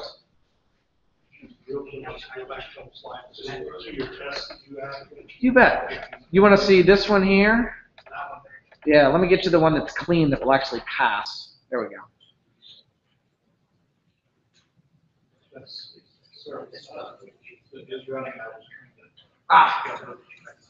Yep, so it's expect a service to be running, expect a port to be listening, and expect a command to return standard out with a regex. Now, the cool thing is, we are now testing this cookbook in isolation on our target operating system. The shitty thing is, it took like 3 minutes to run that whole thing. Can you imagine sitting and waiting for 3 minutes every time you change code for your tests to pass?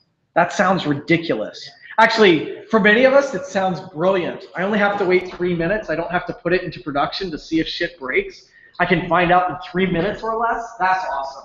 But you will soon find that 3 minutes is an eternity. You never want to wait that long to find out if your code is good. So let's get to a place where we can run faster tests that maybe aren't as comprehensive, but can find and uncover errors sooner for us. And this goes back to what you were asking about unit testing. Are the resources properly defined? So let's see what we have here. We have another tool that will help us do things like catch typos prior to pushing those into even into the kitchen. This tool is called Chef Spec. Now, Chef Spec, like Server Spec, is a thing that's built on top of our spec. So our tests are going to look very similar, except the big difference between Chef Spec and Server Spec. Chef Spec, number one, as the name implies, absolutely depends on Chef, whereas Server Spec doesn't care how that machine came into being or got provisioned. So Chef Spec relies on Chef and will not actually converge a node. So I don't actually need an operating system to run my cookbook. I can just pull stuff in memory and then make assertions against what's in memory to validate that the cookbook I wrote is doing the thing that I expect it to do. Now, the downside of that is I could write a Chef Spec test that says packaged food should be installed, and I can write a recipe that says install packaged food. And my spec, my unit test will say, yeah, you said I should have the food package, your recipe says food package, all good. But then when you run that on a real node, there is no packaged food, so it's going to fail there. But the value of testing, like my code says this, and it actually does, I expect it to actually do this, is especially good when you go to refactor your code. My code does these things. I wrote unit tests to validate that it actually does these things. Now I'm going to change the way that the code works. My unit tests, my assertions should still pass. So Chef Spec, our Chef Spec tests, just like our Server Spec tests, we're going to store those within our cookbook. So in cookbooks, Apache, so Chef Repo, cookbooks, Apache, you should create a directory called spec, and then a unit subdirectory there. And this is what our Chef Spec is going to look like. I'm going to give you a minute to type this up, and then I will, again, just like with the Server Spec, I'll walk you through exactly what this thing is doing here.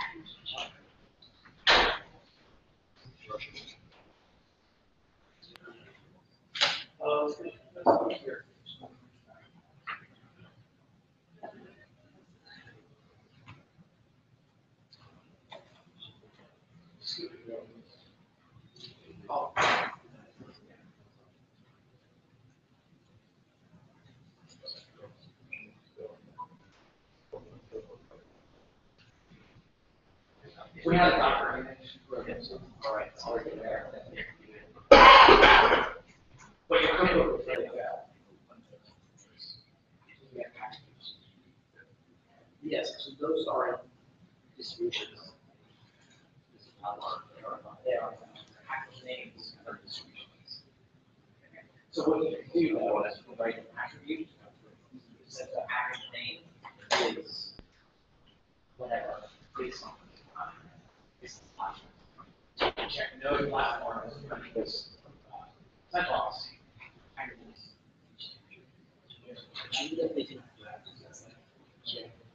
It can't be wrapped. Like that would be, someone would need, yeah, like you have to keep that list. Like there. That, you would not, you keep the list of responsibilities, yeah, or application. Yeah, we do that. Yeah. No. No.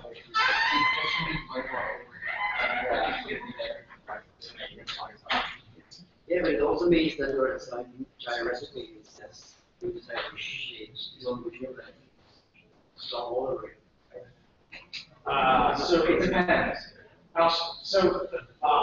Yes, probably does. Might be like 50 packages or one package or something. Yes. And then you would have components that would be picking up each one, so the burden number. Well, and so it also like, you can't, of course, write cross platform. Right? So then you have to have additional logic. Then you have to question, well, should it be a cross platform recipe? Or should I have a recipe that I have? I don't know. It's kind of like, what actually for you, how many users would have a single service mix. It doesn't make sense. Yeah. What's that? Yeah. So we do have a collection of recipes on the site that I'll show you later called the Supermarket. It's books that anyone in the community can share. It's usually scrappers, many of those are shitty cookbooks that we should never use. But many of them are like good cookbooks also that maybe you just want to. It's all talk about yes, I mean, even if you manage to get it all in your especially serving for the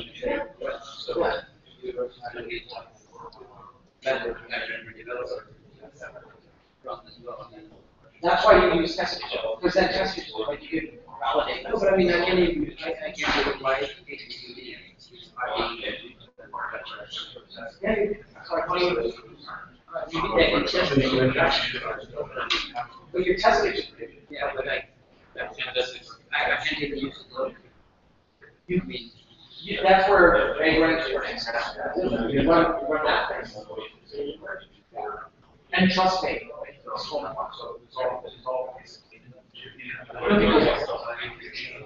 right, let me talk about this chef spec test. Okay, so just like with our server spec, let's inspect this chef spec default recipe or default file that we've written. So the first line is require chef spec. So that just says we're going to use the chef spec gem here. As it turns out, of course, the chef spec gem is installed as part of the chef DK, so you don't need to worry about installing that. Next, we have, again, a describe block. And here, what we're going to describe is the recipe itself. So the recipe is Apache default. The Apache cookbook, the default recipe. And what we need within chef spec is a chef runner. We need to essentially run the chef client. We're just going to run it in memory, though. It's not actually going to make any changes to our operating system. It's just running it in memory and building up our collection of resources that are going to be applied. And so we can say let chef run, and then we have a block. So we're going to set the chef run to a thing called the chef spec runner, new, converge on the described recipe. So what this essentially means is that chef run is going to take our described recipe, which is Apache default, and execute it in memory. It's not going to make any changes It's just going to execute that in memory. It's not even going to test, like, is this thing here or not? Because that doesn't matter. It's just going to say these are the resources that I expect to have and how I expect them to be defined. And then we have an it, just like we did in our server spec. So here's an assertion. It installs Apache, and then another block. And we say that we expect the chef run to install the package HTTPD. And then when I run this, of course, it's going to work successfully for me. So if I run rspec spec unit/star.rb, that would run all of my Ruby files in my unit, in my spec unit directory. Of course, I only have one, so I could specify the full path. And you'll see that this runs very quickly, certainly much quicker than we've seen anything else run today. And it comes back and it says, hey, there was one example and there were 0 failures. Of course, you can change your cookbook or change your test to make it fail and see what the failure looks like as well.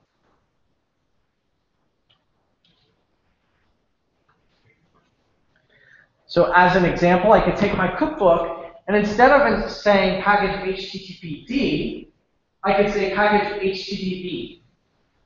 I'll drop the D because that happens all the time when you're doing these things. And then when I run it, it will say, hey, there was a failure. I expected package HTTPD to be installed. I did see package HTTP, but obviously those aren't the same things. Of course, if you do that, you should go back and fix your cookbook so that it's ready to go. And that gets us 3 of our 4 questions answered successfully. So we have Test Kitchen that can tell us, does the chef client actually work successfully across my cookbook? We can also verify that with things like server spec. Now I didn't mention it, but there are other testing frameworks that you can use in addition to server spec. I think server spec is probably the best one to use though, so that's the one I talked about. And then are the resources properly defined? And I do that with chef spec. So the last question that I'd like to answer is, does the code follow our style guide? Did we write idiomatic chef code? And there is a tool that will help us do that. That tool is called Food Critic. Of course, this is also installed with the Chef DK. And what the Food Critic will do is it will statically inspect your cookbook files, your recipes, all of your cookbook code. And it will make sure that it's following sort of best practices of the chef community. Now, you may have heard of a linting tool like JSLint or something like that. That's exactly what Food Critic is. It does not execute any of the code. It just looks at the code itself to make sure that it's following good practices. And I just, by way of demonstrating, I want to introduce a failure. Because right now, if we run Food Critic against our cookbook, because I'm a brilliant coder, it's going to pass all of our Food Critic tests. So I want to inject a failure that's not actually a thing that breaks.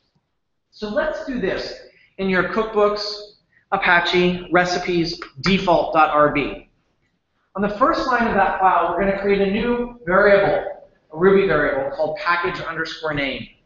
And we're going to assign to that variable a string of HTTPD.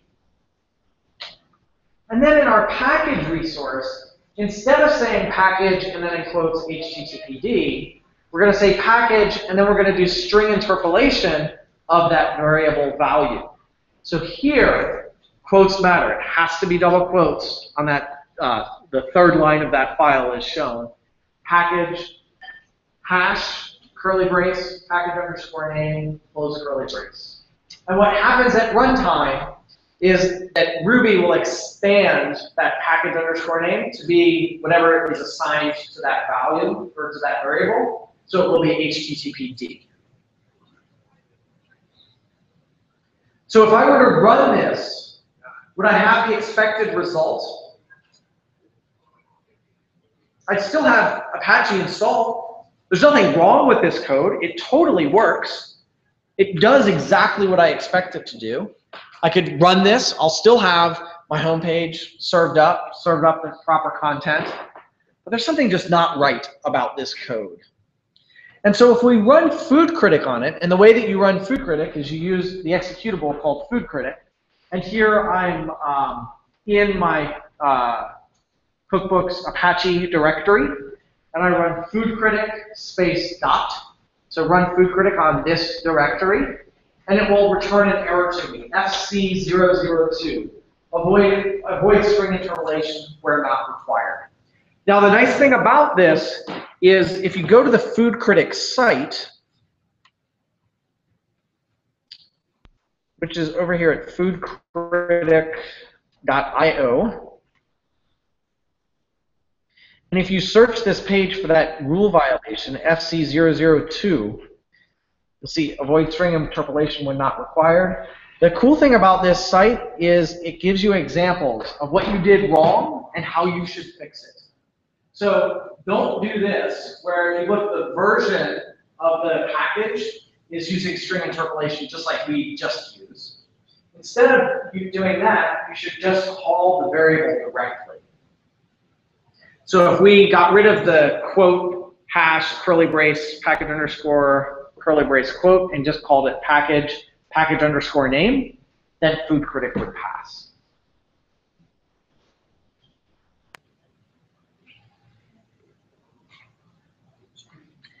Food Critic itself comes with a bunch of built-in rules.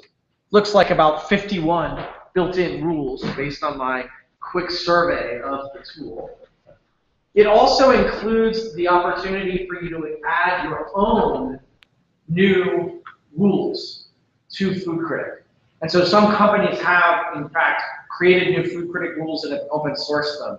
Etsy being one of them. Custom Inc., who's a local company, has also open sourced some Food Critic rules that you can include within your own Food Critic configuration and execute those against your code base. So that's Food Critic in like 5 minutes or less. So given this, we have just had, albeit a very quick survey, a survey of tools that can help answer all of these questions. So with Test Kitchen, I can verify that the Chef client completes successfully across my cookbook. With ServerSpec, which is integrated with Test Kitchen, I can validate that the node is in the desired state. I can do some unit testing with ChefSpec, and I can do some linting or some static code analysis. Does it follow my style guide with Food Critic? And in fact, you can create your own custom style guide and introduce new Food Critic rules that apply your style guide to the code that you write. There are a couple of other testing frameworks that are interesting within the ecosystem of testing your infrastructure code. One that's similar to ServerSpec is called BATS, B-A-T-S, which stands for Bash Automated System Testing. Bash Auto, I don't know, it stands for something, and you write your tests like Bash. And it's kind of nice. If you're familiar with Bash and not RSpec, like RSpec looks totally foreign to you, maybe Bash is comfortable, pick Bash. There's another tool called RuboCop. RuboCop does for your Ruby code what Food Critic does for your Chef code. So Food Critic isn't going to tell you that indent thing should be 2 spaces, but RuboCop will look at it and say, idiomatic Ruby says 2 spaces is how far you indent that thing. But RuboCop can also be kind of picky. Like it totally prefers single-quoted strings over double-quoted strings. And I've already told you how I feel about that. It doesn't fucking matter. But it cares. So, use it as you like. Yes? So at what point do you make the decision between putting something back versus verify and like redundant? Yeah. So it's the question is, well, should it be in ServerSpec or should it be in ChefSpec, right? Like, where should I test these things? And it's a great question, and it's a difficult thing to answer with like a hard and fast rule. But here are the rules that I want to give you, or the way that I want you to approach the problem. The thing you need to think about is where in the life cycle do those tests get executed. The ServerSpec tests in a Kitchen Verify get executed post Chef client run. The ChefSpec tests are unit tests that get executed without ever running a Chef client. So as a really simple example of the difference between the two, again, I could say packaged food in my recipe. And in my chef spec, I could say, I expect the chef run will install packaged food. As long as my package names match, chef spec is going to say, yes, this totally passes. The code you wrote does the thing you say the code should do. But then when you run it on the server, the chef client is going to fail, because there is no packaged food. Right? But you won't know that until it gets onto the server. So it's really a difference between unit testing and integration testing. Server specs are your integration tests. The chef spec tests are your unit tests. But I don't know how you feel about the definitions of testing. So is that good enough? Okay, great. And so your unit tests will run much, much faster than your integration tests. So we'll give you a much quicker feedback loop. Now, if you want to get really crazy, first you should build a continuous integration system that will just do all of that stuff for you, right? So I check in code to source code repository, Jenkins or something, picks it up, runs Food Critic. Did Food Critic pass? Cool. Then I'm going to run test spec. That passed? Cool. Then I'm going to run test kitchen, right? And if it fails at any point, like your policy should be stop what you're doing and fix the broken build, right? And get that working again. But some things you might want to run before you even submit it or commit it to your source code repository. Something like a chef spec runs relatively fast. So maybe you do run that manually before you commit the code or push the code up to your Git repository. Within Ruby, though, there's a gem called Guard. Has anyone used the Guard gem before or heard of it? So Guard is kind of cool. What Guard will do is watch your file system, and you can give it some regular expressions that say, if files in this path that meet these regular expressions, if they change, then execute some command.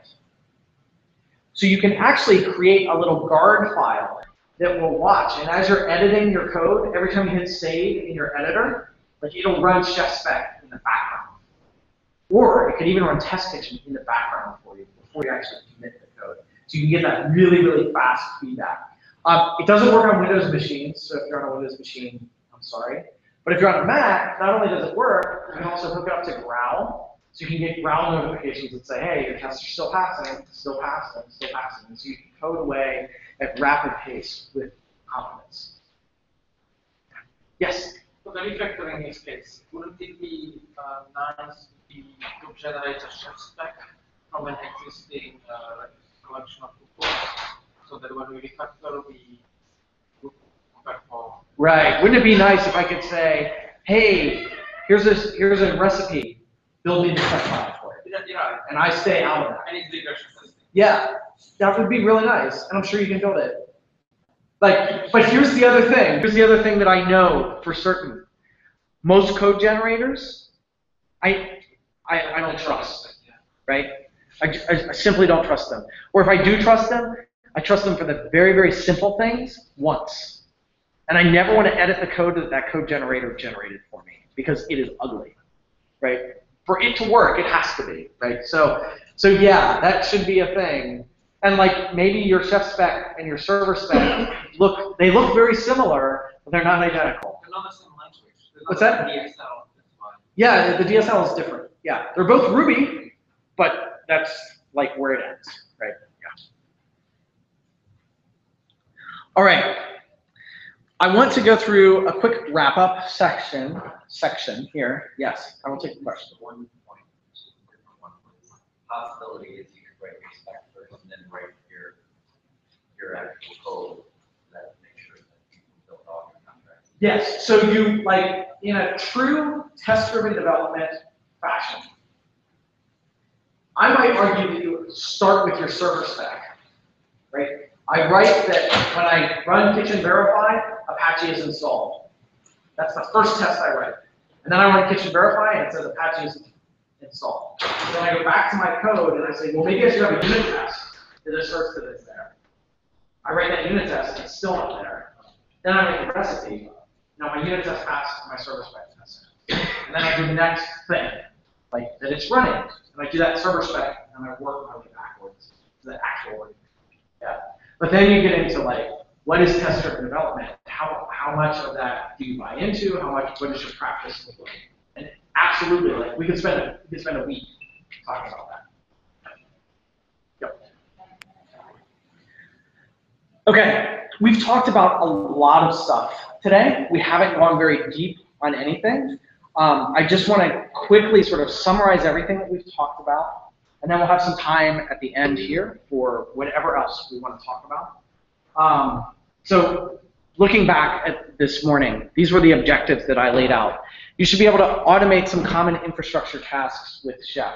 If your common infrastructure task is stand up a static web page, who thinks they can do that with Chef? Sure.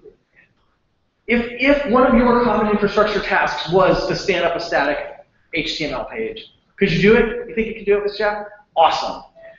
Do you think you could do something more complex with Chef, given the knowledge that you have now plus documentation?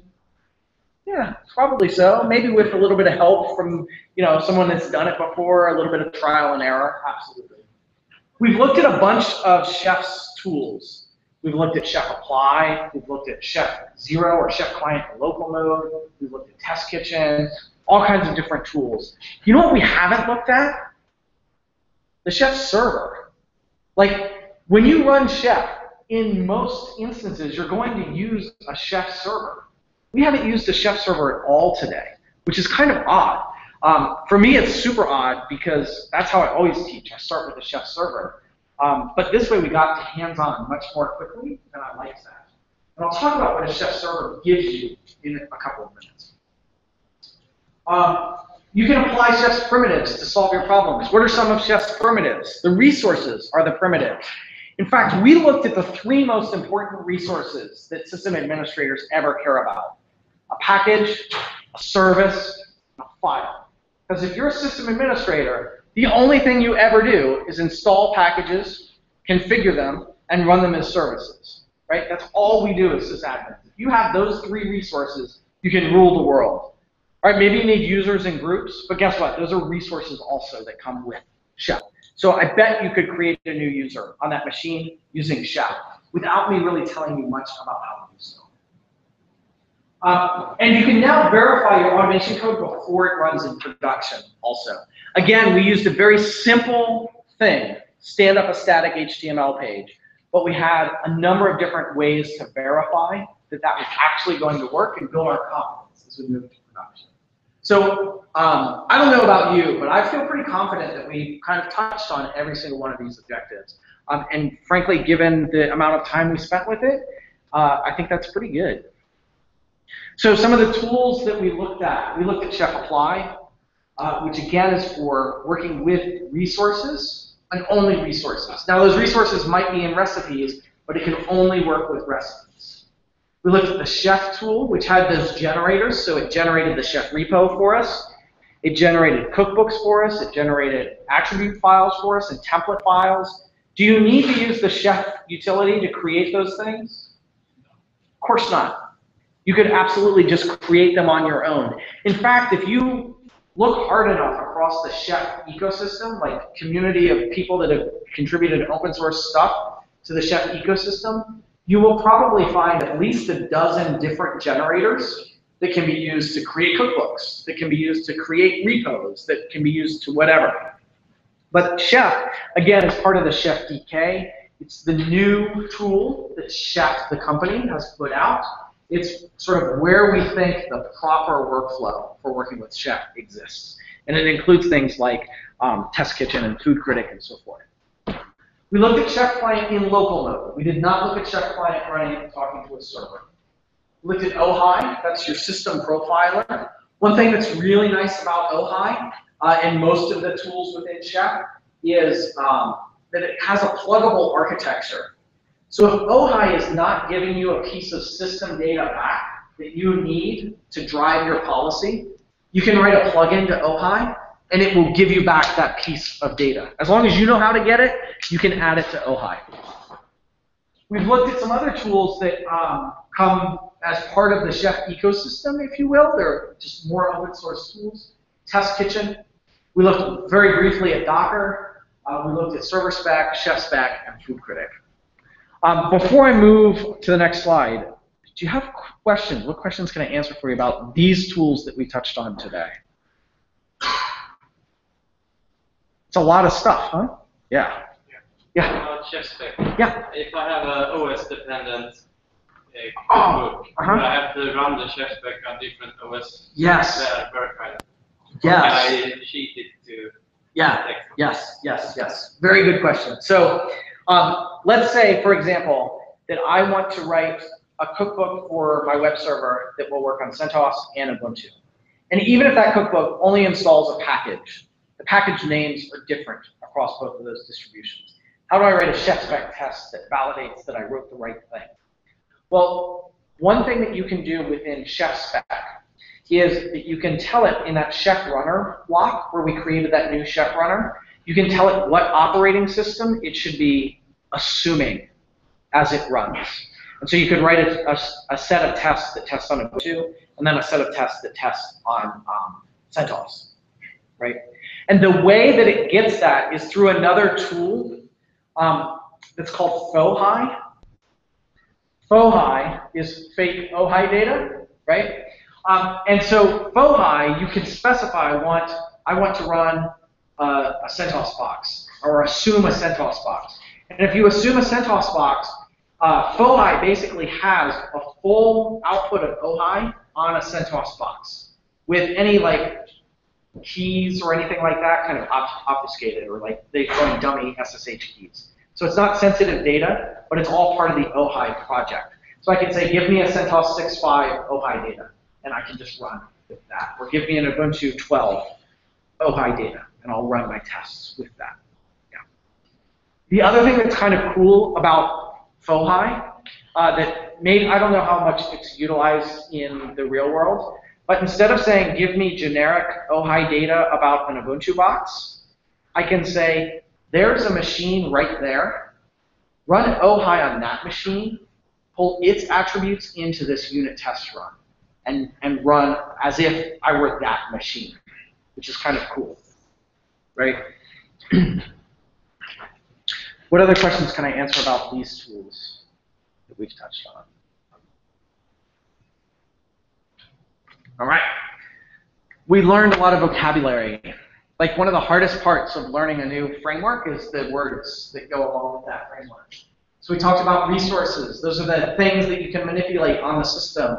We define a resource in Chef. We define the thing, the type of resource and what it's called, and the state that we want it in.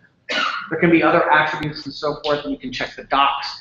Each one of our resources has different types of attributes, different types of actions, and so forth. We talked about recipes. So a recipe is a collection of resources. The cool thing about our recipes is that those recipes all end in .rb. They are all Ruby files.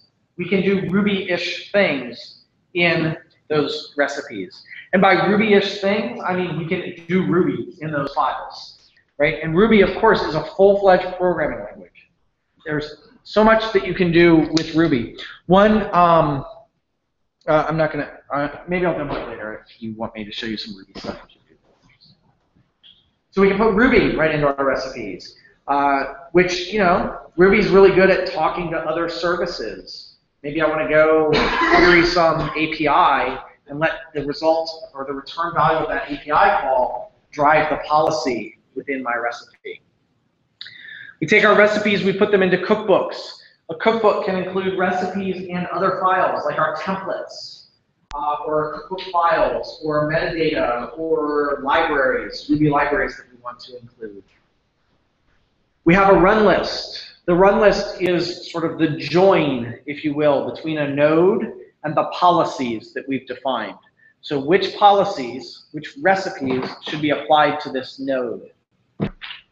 What's the difference between a node and a node object?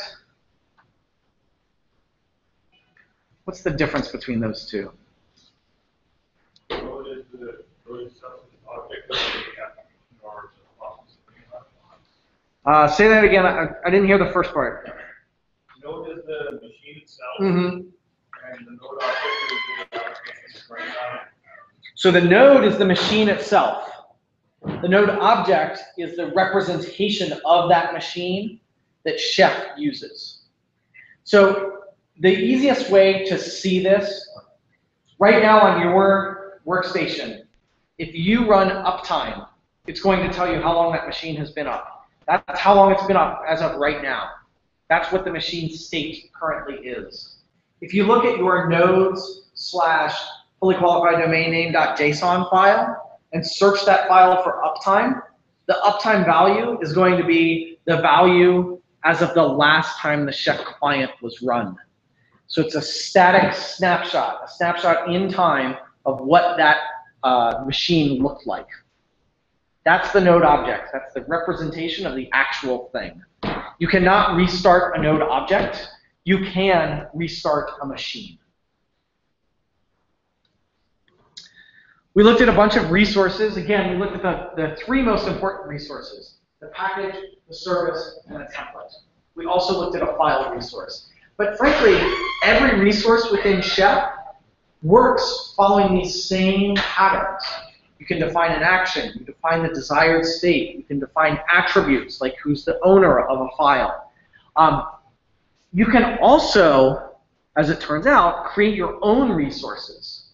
So if you don't like, or if you have a resource that you need that's outside of what Chef gives you, you have ways of defining your own resources that you can include. We talked a little bit about the repository layout, and I will be honest, I feel like I shouldn't have talked about the repository layout, because I feel like that just confused folks. I probably will drop that from here. But nevertheless, we talked about it, and I'm not going to talk about it anymore. But there is more. There is so much more. I could actually go on for days. It's totally true. I will not go on for days, although I will be here 4 days. Not 4 days, but 3 days. So you can come and talk to me more. I'll be here throughout the rest of the conference, as will a bunch of my coworkers at Chef. We'll have a little table set up. We'll be showing some demos. If you want to come talk more about stuff, come find us the next couple of days. There are some further resources that I absolutely want to point out. First, there's a site called LearnChef.com, which is a great resource for you to, well, learn Chef. There are some guided tutorials there that are not super complex, that are going to do some of the same stuff that we did today and help you get started. They're really good. Like, probably the best case for these guided tutorials on Learn Chef, if you have a lunch break and want to sort out what the heck is Chef and what can it do, go to Learn Chef, run through one of the guided tutorials. You'll feel much better about what Chef is and what it can do. There's also a Chef Fundamentals series that's available there. That is a series of screencasts. There are 6 screencasts in total that are each about 40 minutes to an hour. And so you can go and watch those, and they include hands-on labs just like we did today. They absolutely use a Chef server in their configuration and in those lab exercises. So you can check those out. We always have training coming up, both in-person training and online training that's available. You can find it there at that link that you can't click from where you sit, but if you downloaded the doc, you can grab it from there. If you're local to DC, we have 2 training classes coming up in October. If you use the discount code SURGE14, you will save 20% off of either of these classes, or off of both of these classes if you want to go. So there's the Chef Fundamentals, which is on a Monday and Tuesday, and then Chef Intermediate Topics, which is on the Wednesday, Thursday. So 2 classes back to back. We do not recommend that if you've never done Chef, you do 4 days of Chef training. We say go to the fundamentals, come back, hit the intermediate the next time it's in your city. So this discount code will save you 20% if you're local to the area. If you're not local to the area, just come back and come get this training, 20% off. And frankly, if you're not local to the area, but do want to get 20% off a training class that we have coming up, just contact me and I'll hook you up. Remind me that you were here, tell me that you gave me a hug, and I'll give you a discount code. There's also a great discussion forum on Google Groups. And again, if you have the slides, you'll have the URL, but you can grab it here or write it down. This Google group is set up specifically for folks that have gone through our fundamentals training So it's not like you're jumping into the chef mailing list and you should feel uncomfortable because there are crazy experts on the chef mailing list. Not that they're rude or anything like that, because they're usually pretty super helpful. But this is a thing that's dedicated exclusively to people that are relatively new with chefs. You can ask questions there. Here's a list of URLs. Click on any of them that you like while you're sitting there. So getchef.com is our homepage. The name of the company is Chef. As it turned out, and I couldn't believe this, but before December of last year, someone had taken the domain name chef.com. I don't know why anyone would have done that. It doesn't make any sense to me. It's not like it's a common word. Yeah, so we're getchef.com. That's where we are. The weird thing, though, about Chef, like the funny story about chef.com, is if you go to chef.com, please don't, but if you go to chef.com, it will redirect you to cooking.com. And the reason I say please don't is because we really want to buy chef.com. But if you go to chef.com now, you'll see not only does it redirect you to cooking.com, but it adds like a ref query string. Because the company that we want to buy it from is like, huh, I wonder how many people go to chef.com. And then they're counting that up, and then they can charge us more money for it. Here's the other weird thing about cooking.com, that domain that Chef redirects to. It's owned by Target. And here's another weird thing. Target is a customer of ours, but they still won't sell us the domain name. That kind of is crappy. But, it's a big company. Like, the dude who cares about the domain name is not the dude who cares about writing chef code. And so, like, there's nothing we can do there. So getchef.com, that's our URL. It's not the name of our company, though. There's Docs. There's the supermarket. I do want to touch briefly on the supermarket. And I'm going to do so by clicking on the link. Well, I'm not actually going to click on the link. I'm going to make it with the type and type for you. So let me talk about the supermarket. Supermarket is a place where anyone who wants can go and share QuickBooks. The best thing about the supermarket is anyone with a login can go and upload QuickBooks to the supermarket to share with the world. The worst thing about the supermarket is anyone with a login can go and upload QuickBooks to share with the world. The reason I say it's both the best and the worst is because my QuickBooks solves my problem. I'm really happy about it and proud of it. I want to share it with the world. It may sound like it's going to solve your problem. In fact, it might solve your problem, but it might not solve your problem. And it might introduce additional complexity into your infrastructure that you're not ready to take on. But here's the good thing about the supermarket is that there are a bunch of cookbooks that you can find here. And among other things, what you can do with these cookbooks, you can use them. Like, for example, there's a cron cookbook.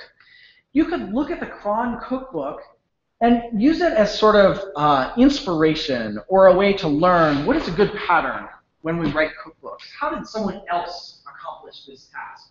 Maybe it's something that I want to use myself. Many writers, like authors of books, say the best way to get better at writing books is to read more books. The same is absolutely true about writing code. The best way for you to become a better software developer, a better engineer, is to read more code. Not necessarily write more code. Reading more code helps more than writing more code. So use the supermarket as a great way to read more chef code, find patterns that make sense to you, things that you might like to use. All right, that's the supermarket. Other URLs that I have here, we have a bunch of videos on our YouTube channel. Each year we host a giant user conference. From this year, from 2014, there are probably 25 hours worth of presentations on our YouTube channel. You can go and hear from customers, from chefs, from all kinds of people.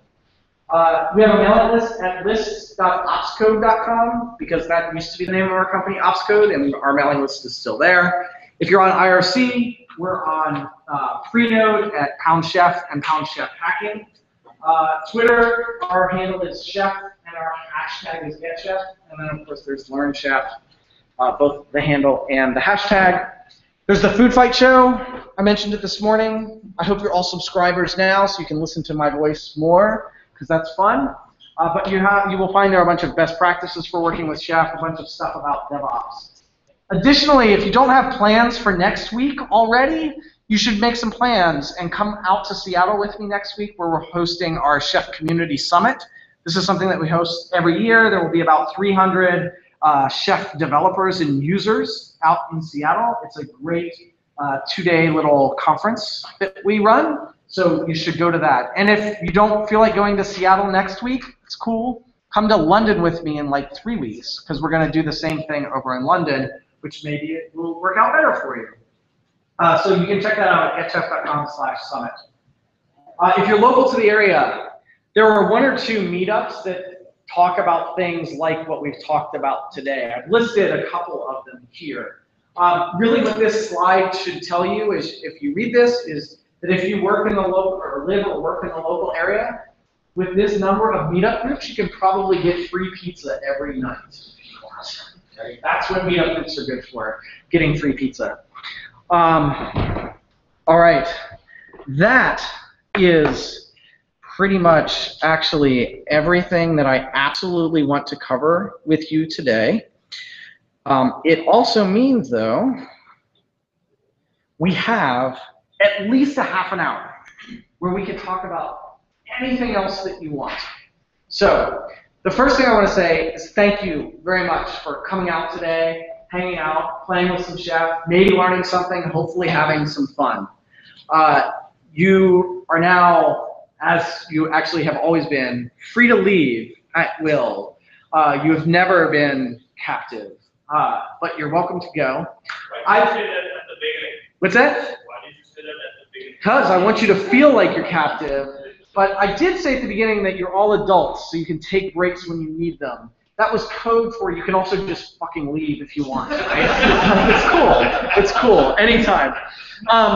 But I will spend the next half an hour answering or talking about or demoing or showing you anything that you want. On this slide, I have a list of topics that might be of interest to you, but this is by no means the only list of things that you might like to hear about. And the way that this will work, from now on, like if you want to hear about something, you shout it out, and if I hear you, then I'm going to talk about that thing until I'm done, and then someone else can shout something. So if anyone lost the thread of any of these labs, Sorry, yeah. they're not actually that far behind, because it's mostly just getting few things to run and then getting past that point. So if you want to move things forward, just to actually see them working, Mark and myself are still around and need to help. Absolutely, and there's that whole Git repository, GitHub repository. You can grab all the code and, of course, the slides, which have all of the code in it from there. What's the most complicated chef use case you've probably seen and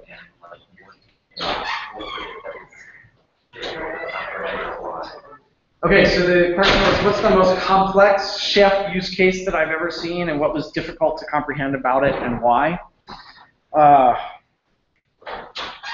Geez. I don't know that I have a really good answer for that. Here's what I will say. Like, I'm not going to answer your question because I don't have an answer for you, but here's how I'm going to have to answer your question. Remember this morning, we said the way that you learn chef is you bring the knowledge of system administration and your infrastructure, and you bring it with you to chef, right? The place where people fall down on chef is when they expect it to be magic, right? You know more about your infrastructure than I can ever possibly know about your infrastructure unless you hire me and I start working with you full time, right? And so the thing that I can help you with is how do you use Chef, right? And there are, the way that you are successful with Chef is when you stop and you think critically about the problem that you have or the challenge that you're trying to solve for, and you think about what Chef resources, what Chef capabilities do I have that I can bring to bear to solve that challenge. And the place where you fall down when you use Chef is you say, oh man, Chef has 1,000 cookbooks up on the supermarket. I'm just gonna grab cookbooks and I'm gonna put them into a run list and then my thing is gonna work, right? Because that's never going to work. That said, there are certainly some things that are more difficult than other things to do with Chef. Think about configuring a hardware-based load balancer, like an F5 as an example, right? Anyone used F5s before or heard of F5s, right? Like, they're load balancers. And like, to work with them, maybe you have to click around a web UI. Maybe they expose an API for you, but you probably can't run Chef clients on that F5, right? So there's no like proper operating system. You can't run Ruby there or whatever, right? You just don't have access to that thing. So how can you possibly manage that with Chef? The answer is not You can't. But maybe what you do is you utilize the the RESTful API that F5 gives you, and you create a new node within your infrastructure that kind of is the proxy for that F5. And you have Ruby code in your recipes that can query and execute that API for you on your behalf. But what you want to do is build those. You're like, are you laughing because, holy shit, that sounds complex? Oh, someone else behind me. Yeah. So you like that can be a complex thing. That is not like super chefy, like, oh, of course, I just write this resource and it does that thing. Like there you can do. No, that's a perfect example. Okay. Another thing that's really interesting. So there's a couple of things that we've seen a lot recently. Like everyone wants to talk about software-defined networking. Right? SDNs are the new hotness, right? The best way to do an SDN with Chef is to throw out all of your old busted networking gear and buy all the new hotness that will actually run a Linux operating system for you, and then just run Chef there. But chances are good that your company doesn't want to do that, right? So you have to like solve for that some other ways. And like this F5 thing might be a good analogy to how that works. The other thing that we've seen a lot of recently is people are like, yeah, SDN is cool. You know what's even cooler? Like software-defined storage. Like I want to set up this giant PAR4, those are what those things are called, right? Or like big Hitachi SAN. I want to manage that in Chef. Well, guess what those vendors don't really do so well? Like provide APIs or let you run your own custom things on those things. So we're seeing a lot of interest in how do we get to that. But that doesn't stop us. The whole hockey question has actually been solved by Yeah. someone who wrote Ruby libraries around all of the Absolutely. command line code to actually extract those out as resources. Yeah. So it's the beauty of Chef is that it's Ruby, right? It's going to take maybe a little bit of extra engineering to get that thing that you want done. Chef won't solve your cultural problems. Ooh, no. It will not solve your cultural problem. There's an expectation sometimes it will. Yeah. All right. So that answers. I mean, that's good. Great. Going back to the repos. Yeah. You mentioned you might take them off site. I'm not sure if it's a good Yeah. topic. Actually, I thought it was a rather good topic. And I'd like to hear your ideal of pros and cons of why a monolithic versus. Right. Why a monolithic versus a single cookbook per, a single repo per cookbook. And I'm going to do two things for you. First, I'll point you to a new resource. So over here on GitHub, in the ops code organization, so under github.com/opscode, because we haven't changed our GitHub yet, there's a repository called the Chef RFC. This is for public RFCs for Chef and related projects. One of the RFCs that has been adopted by the Chef community is RFC number 19, the Chef workflows. And in this, we have, it's called the Great Workflow RFC. This defines sort of the pros and cons of the monolithic repo versus the independent software projects repo. Now I'll share with you my experience, because I think you should go and read that and like make a judgment on your own. Here's my experience. When I first started using Chef, the only way that anyone in the Chef community used Chef was with a monolithic repo. So I started with a monolithic repo. And you know what? It worked just fine for me. And I was very comfortable with it. And then this tool came out called Workshelf. And that tool, so there's a tool called Workshelf, which is part of Chef DK, but and we used it today, but you didn't know it because it just happens under the covers with Test Kitchen.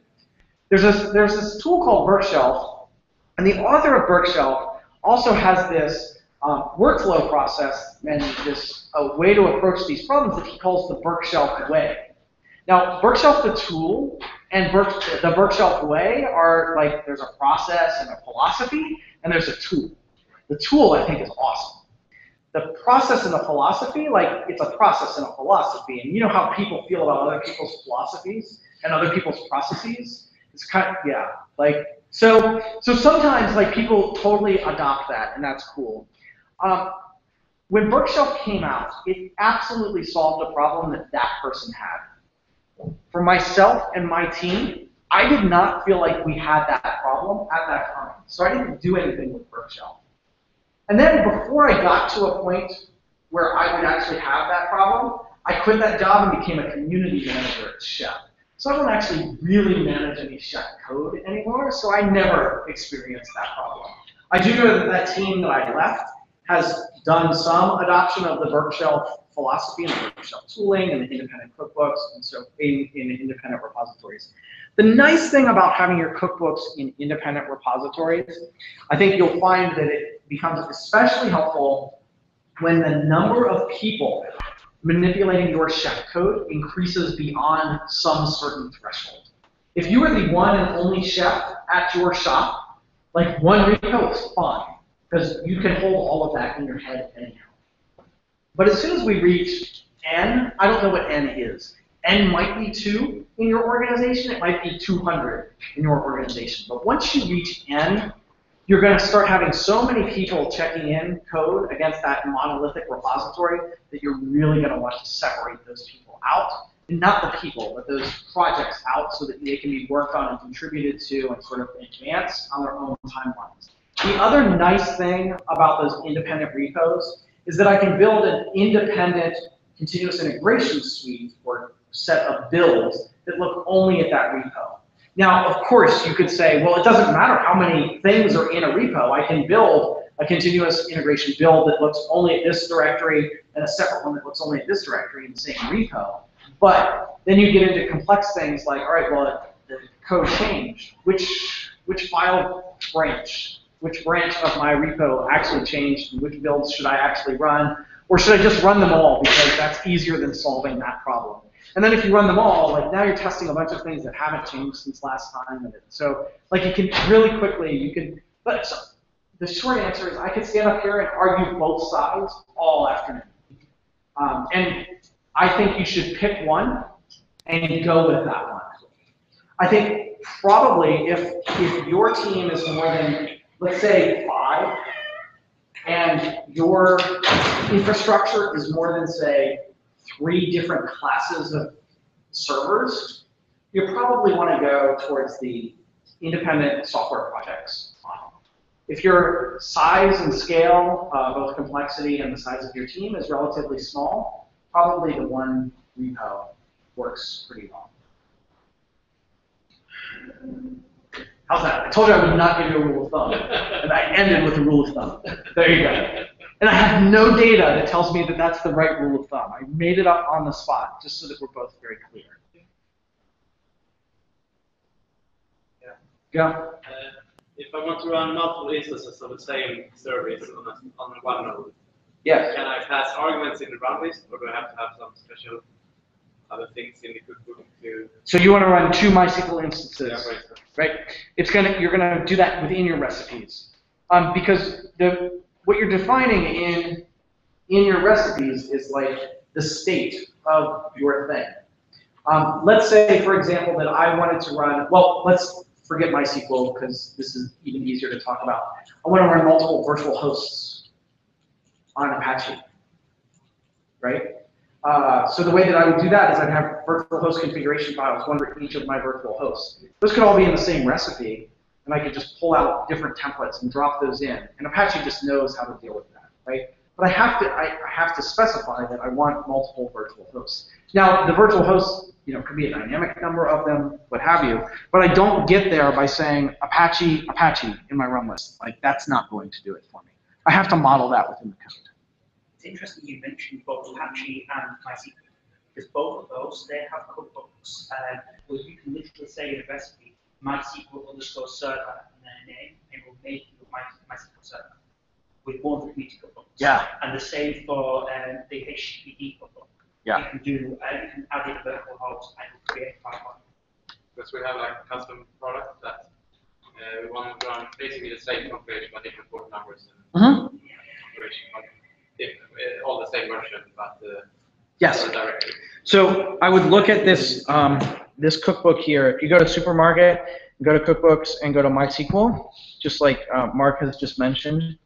One of the things that the MySQL cookbook will do, and let's see if so. It creates. That's hard to see.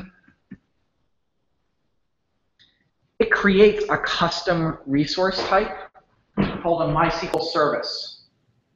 And one of the attributes for the MySQL service is the port that it listens on. So you could write your own resource type that you distribute as part of your cookbook and call it, I don't know what the name of your application is, we'll call it foo, right? Foo_service, and we'll name this one default, and it listens on port 2020. And we'll name this one bar, and it listens on port 2022. And we'll name that one Baz, and it listens on port 3000, right? And so you would define it as separate resources within your recipe. Does that help? And so just the other one quick thing I'll say here is look at this code. Look at the code for this cookbook. And you can see it by downloading it from the supermarket, or on the supermarket, there's usually a view source link here, which will take you over to the GitHub repository where this code is being maintained.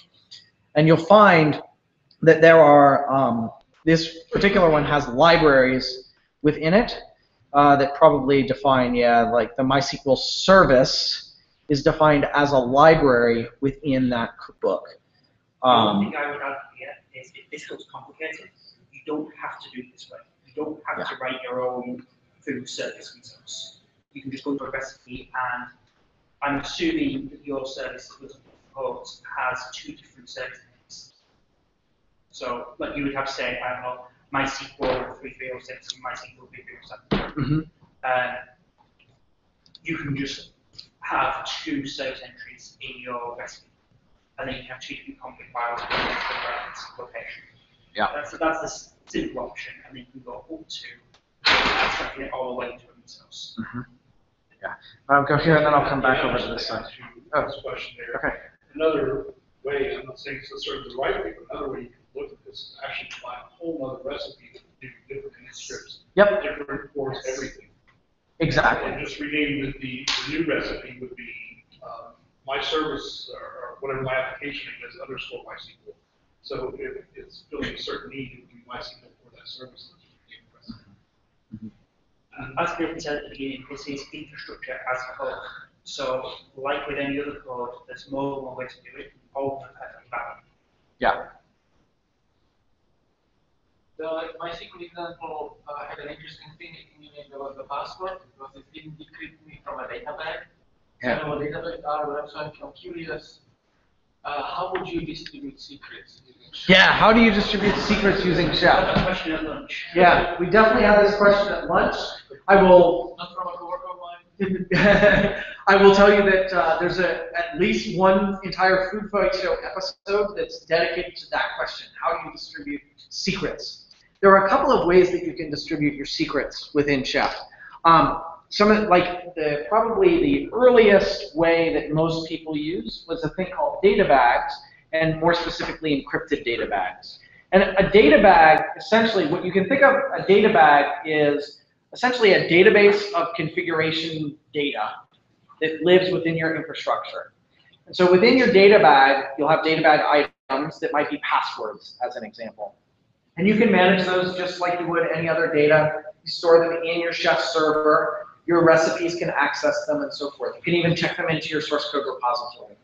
But the problem with checking them into your source code repository is if they're not encrypted, you've now just checked in your password source code repository. The other problem is that maybe you're using a Chef server, but the Chef server you're using is hosted Chef, which means I run the Chef server for you. And by I mean Mark runs the Chef, because he actually runs that Chef server for you. And if you put it on the Chef server unencrypted, now he can access your database. He would never do that. Trust me, trust him. But you probably still don't want to do that, because you probably don't trust either one of us. That's cool. So we came up with this thing called encrypted data bags. The way that an encrypted data bag works is when you create the data bag item, you will create a key that you'll use to encrypt that value. That key you will store on your local workstation where you encrypt that value, and you will store it on the nodes that need to decrypt that value. So it's a pre-shared key, right? The server, the Chef server, never has that key, so it cannot decrypt those values. And of course, you would not check that key into your source code repository. When you provision a machine, you have to somehow give it a secret. Yes, so when you provision the machine, you put the secret on that machine. Now, so that's probably the simplest way possible. There are many, many other ways to do it. And if you stop by the booth tomorrow, one of the demos that we have is with a thing called Chef Vault, V-A-U-L-T, like a safe, vault. What Chef Vault does is it will use a key that's already on the server for you.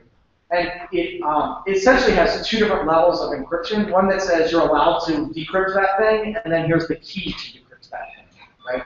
And so it's a stronger way of encrypting those values and making sure that if you get it on this machine, it doesn't necessarily mean you compromise that machine. Whereas a free shared key that's shared across your infrastructure, once you have that key, you have that key. Other things that you can do, let's say you're in AWS.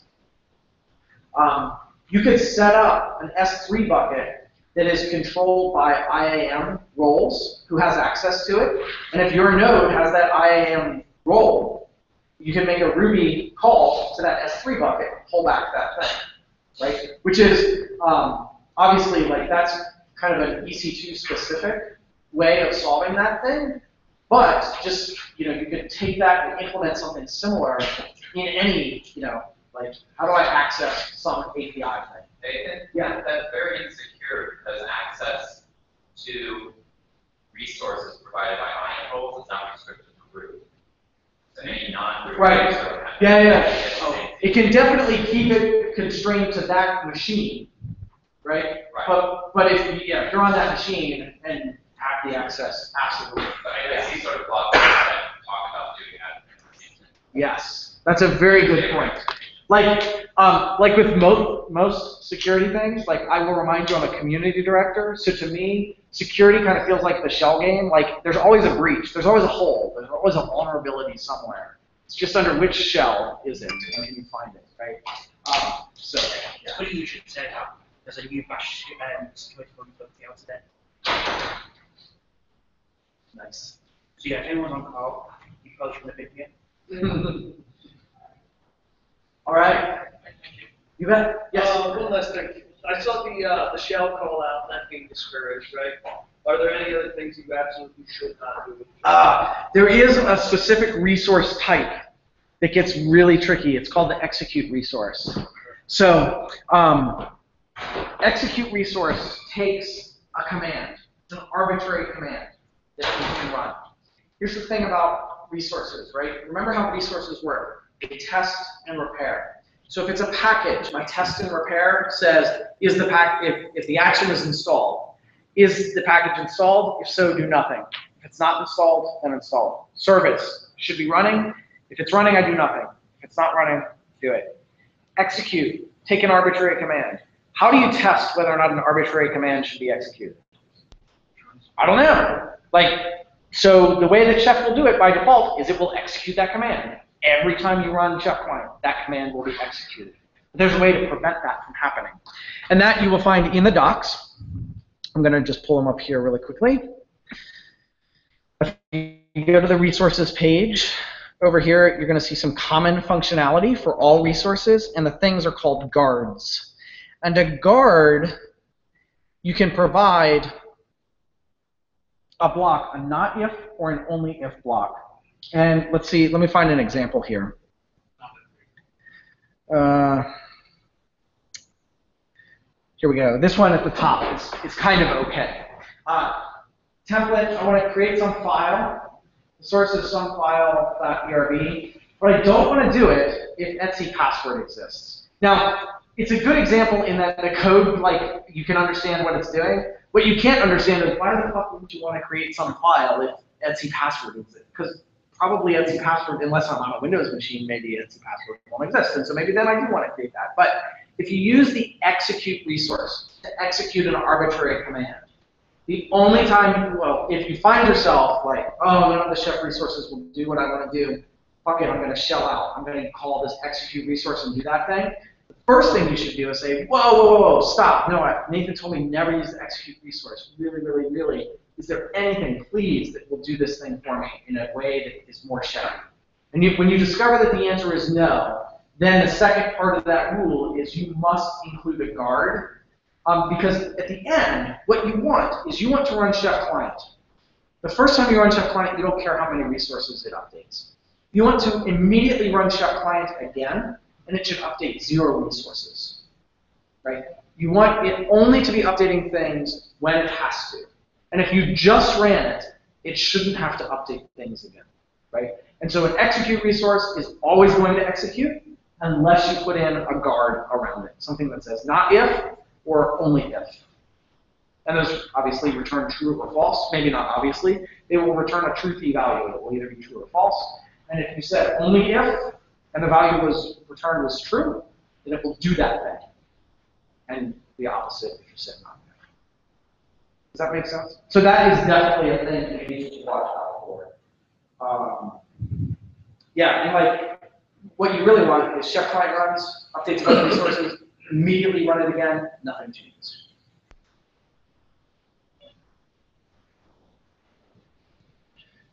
Going along with that question,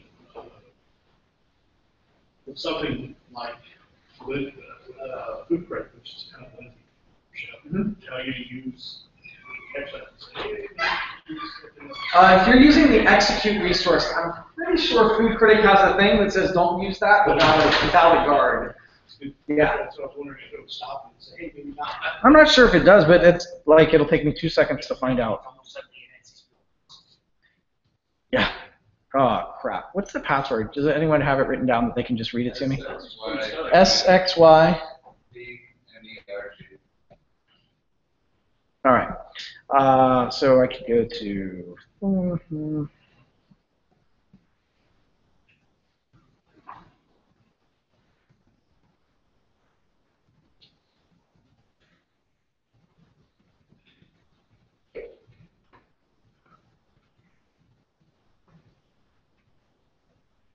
Like that's a valid thing. I could echo hi as part of my thing, and then if I do Food Critic, I could type Food Critic. That would help on my books. G. Nope, sure doesn't. Be a good one to write though. Absolutely. Absolutely. So one of the rules that Etsy added to Food Critic, if you look at the package resource, this is kind of a fun story. The package resource has a bunch of actions, of course, and we looked at these a little bit earlier today. But one of the actions is upgrade. And so the person who wrote this particular recipe for Etsy was like, well, yeah, of course I want to use the latest version of the package, so I'm going to say my action is to upgrade. And they wrote this for like their Memcache package.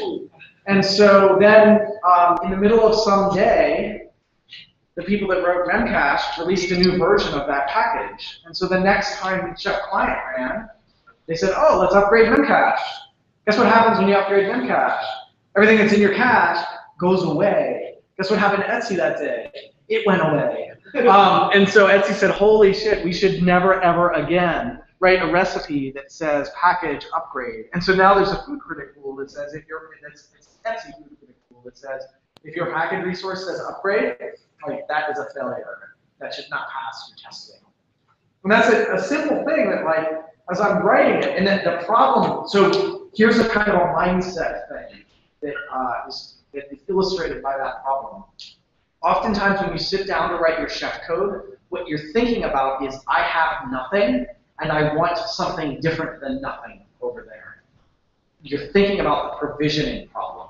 What you're not thinking about is the maintenance problem, the configuration drift. And that's what Chef is really meant to help you for. It absolutely can do the provisioning for you, but it's also going to maintain your policy for you. And so if you're thinking about provisioning, upgrade is a completely sane thing to do. But if you're thinking about it's going to run again at an arbitrary time 48 days from now, maybe upgrade is not what I want to have happen. Maybe it is, but just understand what that means when you write out that command or that code. I have a question about upgrade also. If I have lots of servers and I release a new version of my software, I want to like a staggered upgrade. So I first deploy on 5% and wait a few hours and see if it works, and then I have to. Is there a clever way? Yes, of course there's a clever way. It's code. There's always clever ways. There are a couple of different ways that you can do this. I'm going to point, and by point I mean I'm going to reference with my words, but I don't know the exact place to point you to, but it's easy enough to find. Etsy actually wrote a little library that will do A/B testing with your chef code. And so you can write recipes in, or you can write into your recipes that, like, if condition A is met, then it should run this version, and otherwise, like, this is the default version. So then you could tag a certain percentage of your nodes as being in the A class, or whatever that happens to be, and then that thing would happen. And then you could just incrementally over time, like, change the mix of how many are in A versus how many are in B. So Etsy actually wrote a little library that can help you do that. But there are plenty of different ways that you can do that. One of the things, if we look at our node here, the node, whatever it is. See this thing here called tags? You can define attributes that are tags for your nodes. So before I push that recipe up, I could go and tag 5% of my nodes as run the latest. Right? And then I could push up that recipe, and the recipe could say if tag equals latest, then run that thing. The other thing that I have that we didn't actually look at is this idea of environments, right? And so an environment is something like staging, tests, production. Like, think of the life cycles of your applications. Within an environment, you can pin your cookbook versions to environments, right? So in production, run 1.0. In staging, run 2.0. Well, you also can then, like, create a new production or a dark production or something like that, and you could use a tool called Knife to say, take 5% of my nodes, take them out of the production environment, put them into the dark production environment, and then in dark production, it runs that newer version of my cookbook. And I can, like, see that in all of its production glory. Is it working the way I expected? Yeah. For you, whatever. Have you had any success with any orchestration products like RightScale? Any success with running orchestration products like RightScale or yeah, to do that kind of A/B testing? Well, there are tools like RightScale. There are tools like Rundeck, which is an open source orchestration thing. There are things like mCollective, which is an open source orchestration thing that was really written for Puppet, but totally works with Chef. It doesn't really care or matter. So yes, people have had success using all of these things. There's another thing that's relatively new with Chef. It's a new library called Chef Metal. And if you come by the booth tomorrow, we'll show you a demo of it. But I actually have some Chef Metal code that I can pull up for you right now. I probably even have it open over here somewhere. It's in this directory right here. And so we have this workstations thing. So let me, this is the meat of it right here. This little bit that I've highlighted. And I'm just going to move it up more to the top of your screen. So I have here a resource called a machine resource. And what a machine resource is, it's just like any other resource within Chef.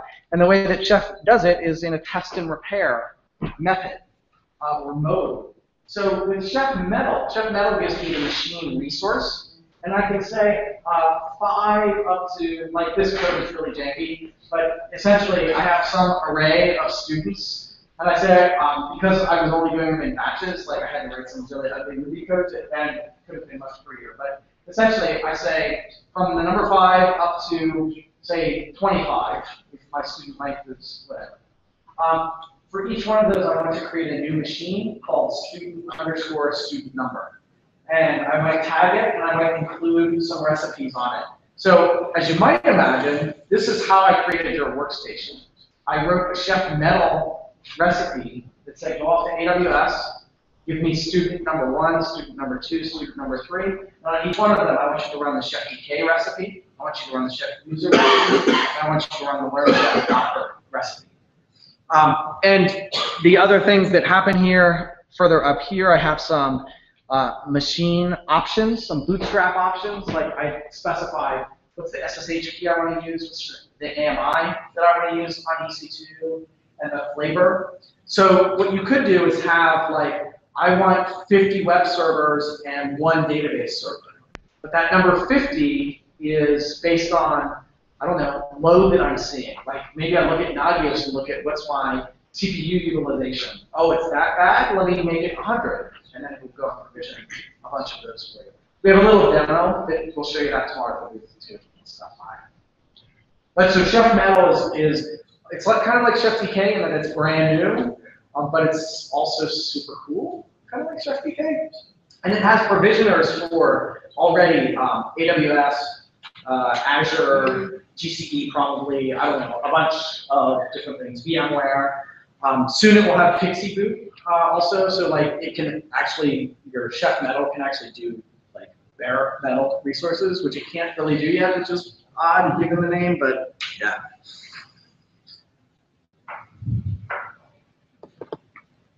We have 3 more minutes. Somebody asked me one more question.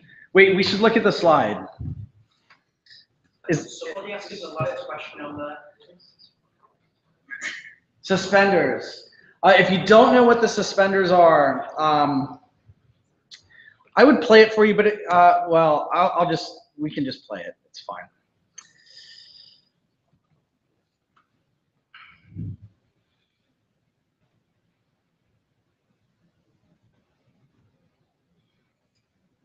The suspenders is a fun way to sort of end the day, actually.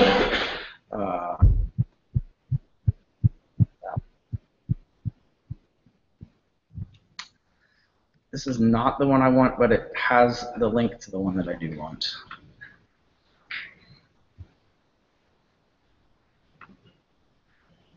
This is the one that I want. The original with explicit language, of course, is the one that I don't want HipChat. No.